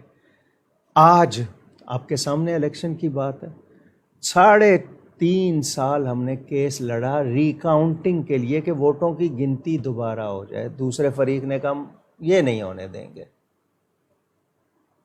کیوں نہیں ہونے دیں گے؟ انہوں نے دیکھ لیا ٹوٹلنگ میں اتنا فرق ہے، دھاندلی انہوں نے کی ہوئی تھی. تو انہوں نے کہا جب اکاؤنٹنگ ہوگی تو لازمی بات ہے جو ان کی دھاندلی تھی وہ سامنے آ جاتی. انہوں نے نہیں کرنے دی. ٹریبیونل میں والد صاحب کو قرار دے دیا. انہوں نے جا کر پھر سپریم کورٹ سے اسٹے لے لیا.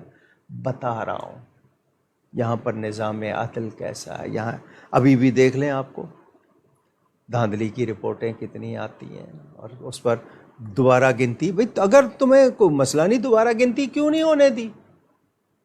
ہم نے کہا ایسی سیاست کرنی ہی نہیں ہے. 3.5 سال کیس لڑے، کسی جماعت نے، کسی شخص نے 1 روپیہ نہیں دیا. وکیلوں کی فیس کتنی ہوتی ہے، ہر پیشی پہ کتنا خرچہ ہوتا ہے، سب خود برداشت کیے. جی اسلام آباد جانا پڑ رہا ہے، جی فلانا کرنا پڑ رہا ہے، جی یہ کرنا پڑ رہا ہے، اتنی فوٹو اسٹیٹ کرانی ہے، اتنا یہ کرانا ہے. سارا کچھ آنکھوں سے دیکھیں گا. اس سیاست میں نہیں آنا. ہاں، لوگوں کی ذہن سازی کریں گے، تربیت کریں گے دین کے لیے، وطن کے لیے، مگر خود اس میں عملاً میں نہیں آیا.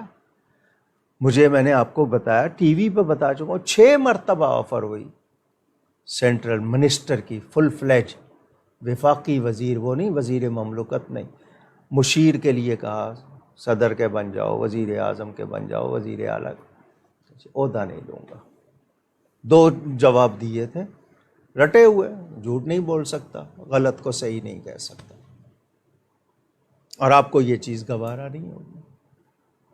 آپ جو کر رہے ہیں، میں نے اس کو غلط کہہ دیا تو آپ کو کیسے گوارا ہوگی؟ انہوں نے کہا ٹھیک ہے. عہدہ نہیں لیا صرف اس لیے. اب مجھے یہ بتائیں کہ کیا میں اس کے علاوہ دین کی خدمت نہیں کر رہا؟ کر رہے ہیں بے شک. کیا میں کتابیں نہیں لکھ رہا؟ کیا میں تحقیق نہیں کر رہا؟ یہ پروگرام آپ کے ساتھ کر رہا ہوں، دنیا بھر میں جا رہا ہوں، پیغام حق پہنچا رہا ہوں جتنا جس فیلڈ میں ہو سکتا ہے. اب مجھے یہ کہے کہ نہیں جی آپ چونکہ سیاست میں نہیں آ رہے، تو میں سیاست کے لیے جو کر سکتا ہوں کر رہا ہوں. میری سیاست میرا دین ہے. میں پیغام حق پہنچا رہا ہوں، غلط کو غلط کہہ رہا ہوں، صحیح کو صحیح کہہ رہا ہوں، اور صرف اللہ سے ڈرتے ہوئے. کوئی مجھے عہدہ نہیں لینا، کوئی مجھے کسی سے پیسے نہیں لینے، کوئی مجھے کسی کا ایجنٹ نہیں کہہ سکتا. میں ایجنٹ ہوں تو نبی کا ہوں، اور اس کے علاوہ کسی کا ایجنٹ نہیں ہوں. تو بتانا یہ ہے. تو آپ دیندار طبقے کو جو دین پر پختہ ہے ان کو آپ سپورٹ کریں. اب کسی کا کام ہے، اب حضرت حسان ابن ثابت صحابی ہیں، لیکن یہ کہ وہ پتھر اٹھا کے بھی نہیں دے سکے لشکر کو، ان کا مزاج نہیں تھا، تو کیا ان پر آپ فتویٰ لگائیں گے؟ تو ضروری نہیں ہے. جو کام کر رہا ہے، اب ایک مدرس ہے وہ پڑھا رہا ہے، اس کو پڑھانے دو. ایک اگر لکھ رہا ہے اس کو لکھنے دو. آپ کے پاس اور ہیں، لائیں تمام پارٹیوں کے سامنے، آپ ان کے پارٹیوں کا حصہ بنیں، ان کے منشور درست کریں، ملک کی خدمت کریں. لیکن یہ کہنا کہ فلاں سیاست میں آ گیا تو غلط ہے اور فلاں نہیں آیا تو غلط ہے، اس طرح کے ہم یہ رواج پبلک میں نہ کریں علماء کے لیے یا دیندار. ہاں، وہ غلط لوگ جو دین کے نام پہ آ رہے ہیں ان کو سپورٹ نہ کریں. تو چونکہ سوال آپ نے کیا، جواب لمبا ہو گیا، اس کی معذرت چاہتا ہوں، مگر میں نے شاید یہ باتیں ایک مرتبہ کہہ دی. مجھے آپ کے سامنے سوال آیا تھا جی اس حکومت پہ بہت تنقید کر رہے ہیں خان کی اور دوسروں پہ نہیں کر رہے, تو آپ نے سنی نہیں ہے. ہمارا کام ہی یہی ہے کہ ہم سچ بتائیں لوگوں کو, جو اپنا سمجھ آ رہا ہے, جو حقائق کے مطابق ہے. ابھی آپ دیکھ لیں سود کے حوالے سے کیا کچھ ہو رہا ہے. یہ نیا ٹیکس لگایا دکانداروں پہ کچھ 6,000 اور 3,000 کا. یہ ظلم ہے یا نہیں؟ آپ لوگ نہیں پرواہ کر رہے کہ کتنے گھروں میں جناب آپ بھاشن دے رہے ہیں. راشن دو بھائی, آپ کے بھاشن کی ضرورت نہیں ہے, ان کو راشن چاہیے, ان کے بچوں کو تعلیم چاہیے, صحت چاہیے, بنیادی ضرورت ہے. اب کراچی کی ایک بارش میں کتنی سڑکوں کے پول کھل گئے, ابھی بنی تھی, معلوم ہوا صاف. تو چونکہ آپ کے ہاں ہر ایک کا حصہ ہوتا ہے نا, منظور ہوا ہے, اتنی گرانٹ ہوئی ہے سڑک کے لیے تو اتنے فلاں کو دینے, اتنے فلاں کو دینے, آخر میں جو بچے گا اس سے سڑک بننی ہے تو ایسی ہی بنے گی نا. تو آپ اپنی یہ کرپشن ٹھیک کریں, اپنے معاشرے کو سدھاریں. سارے مل کے اس ملک کو لوٹ رہے ہیں. اب وہ دیوالیے کی باتیں ہو رہی ہیں کیونکہ اس کے پاس جوہری توانائی ہے, اس ملک کے پاس ایٹم بم ہے, اور یہ اسلامی ملک ہے. ان کے پاس کیوں ہے؟ باقی کسی اور کے خلاف نہیں, ساری سازشیں اس ملک کے خلاف. تو ہماری قوم کو جاگنا چاہیے. اور یہ کہیں ایک خط آ گیا تو مسئلہ بن گیا, ایک خط پر جناب لوگوں کے ذہن بدل گئے. وہ خط منگوایا گیا, کیا کیا گیا. ارے اپنے ملک کو دیکھو, کوئی شخص ضروری نہیں ہے, ملک ضروری ہے. کتنے آئے کتنے گئے, جو اپنے آپ کو اہم سمجھتا ہے یہ اس کا وہم ہے. کل وہ نہیں ہوگا تو کیا کریں گے؟ ہمیں ملک کو اہمیت دینی ہے, اس وطن کو اہمیت دینی ہے. اللہ کرے ہماری قوم سمجھے. یہاں پر لوگ بک رہے ہیں, آوازیں آ رہی ہیں, اچھا جی آپ نے نہیں خریدا یا آپ نے نہیں بیچا, آپ دوسروں کو کہہ رہے ہیں. یہ سب کچھ ہو رہا ہے. اچھا جی آپ کو آزادی آپ پہلے دیں نا, اپنے ثابت کریں. جی امپورٹڈ ہے اور سلیکٹڈ ہے اور یہ ہے اور وہ ہے, یہ سلسلے. تمہاری ہر چیز امپورٹڈ ہے. یہ جو امپورٹڈ ہے یہ بھی اگر آپ کے نزدیک ہیں, یہ کوئی, میں ان کے 1% ان کے حق میں نہیں ہوں. اگر کوئی یہ کہے کہ جی خان کے خلاف باتیں کرتا ہوں, 1% حمایت ان کے ساتھ نہیں ہے. میں تو کہتا ہوں یہ 1500-1600 جو ہیں ان کو صاف کرو, نیا ذہن لاؤ, ان سے جان چھوڑاؤ اور اسلامی جمہوریہ بنے جو صحیح معنوں میں. اللہ تعالی ہم پر مہربانی کرے. کیا ہو رہا ہے یمن میں مسلمانوں کے ساتھ, شام میں, عراق میں, افغانستان میں, اور خاص طور پر ہندوستان کے مسلمان. فلسطین کو دیکھیں, مقبوضہ کشمیر کو دیکھیں. ہم سب نے قبروں میں جانا ہے, ہمیں یاد رکھنا ہے, ہم نے جواب دینا ہے. آپ سمجھتے ہیں کہ صرف نماز روزے کی کمی ہوگی تو نہیں, ہمیں بہت سی باتوں کو جواب دینا ہے. ہم کیا کر رہے ہیں ان پر بھی ہمارا فیصلہ ہے. تو ہم سب کو سدھرنا ہوگا. اللہ تعالیٰ توفیق دے. بہرحال معافی چاہتا ہوں, لمبی ہو گئی بات.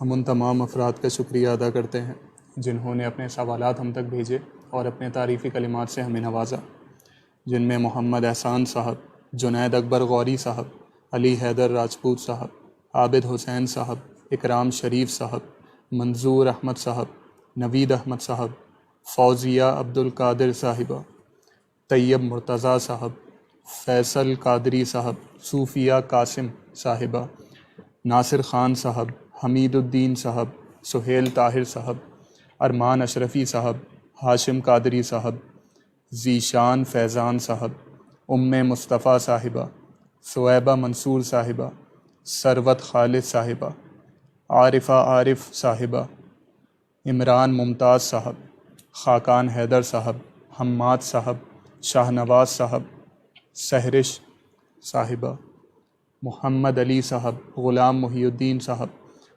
شہباز صاحبہ, غلام مصطفیٰ صاحب, احمد خان صاحب, محمد عدنان صاحب, سمیر خان صاحب, سحر خان صاحبہ, منزہ صاحبہ, محمد افضل صاحب, عثمان شفیع صاحب, سید حذیفہ صاحب, شکیلہ فیاض صاحبہ, سیدہ رتاب صاحبہ, شاہد سرور صاحب, سید فیاض صاحب, فرقان خان صاحب, اقبال رضا صاحب, حنا حیدر صاحبہ, مظہر خان صاحب, عزیر عالم صاحب, طاہا صدیقی صاحب, حبیب خان صاحب، ذیشان قریشی صاحب، محمد شفیع صاحب، عمارہ حسن صاحبہ، ریحان شیخ صاحب، عبد الکریم صاحب، مرتضیٰ چوہان صاحب، محمد عمر صاحب، آصف علی صاحب، تجمل انصاری صاحب، میاں امتیاز صاحب، فاضل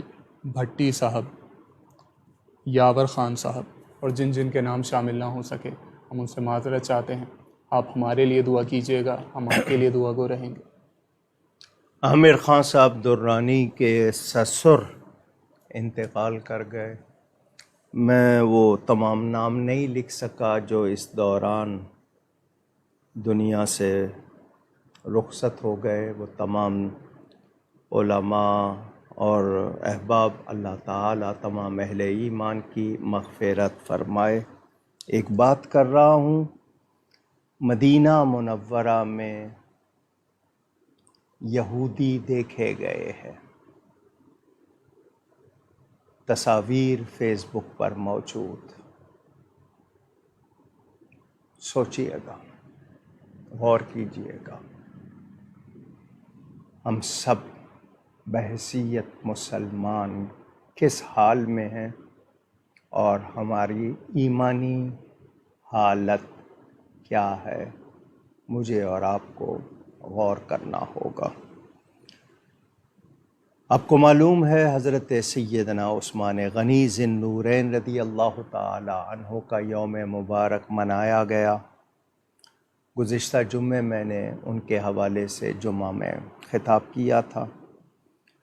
اب آگے آخری دن جو آئیں گے اس مہینے کے 26 یا 28 تاریخ، خلیفہ دوم امیر المومنین حضرت سیدنا عمر فاروق رضی اللہ تعالی عنہ کا یوم مبارک منایا جائے گا، اور باقی جن ہستیوں کے دن بھی ہیں انشاءاللہ آئندہ جمعے سیدنا فاروق اعظم رضی اللہ تعالی عنہ کے حوالے سے جمعہ میں خطاب کروں گا۔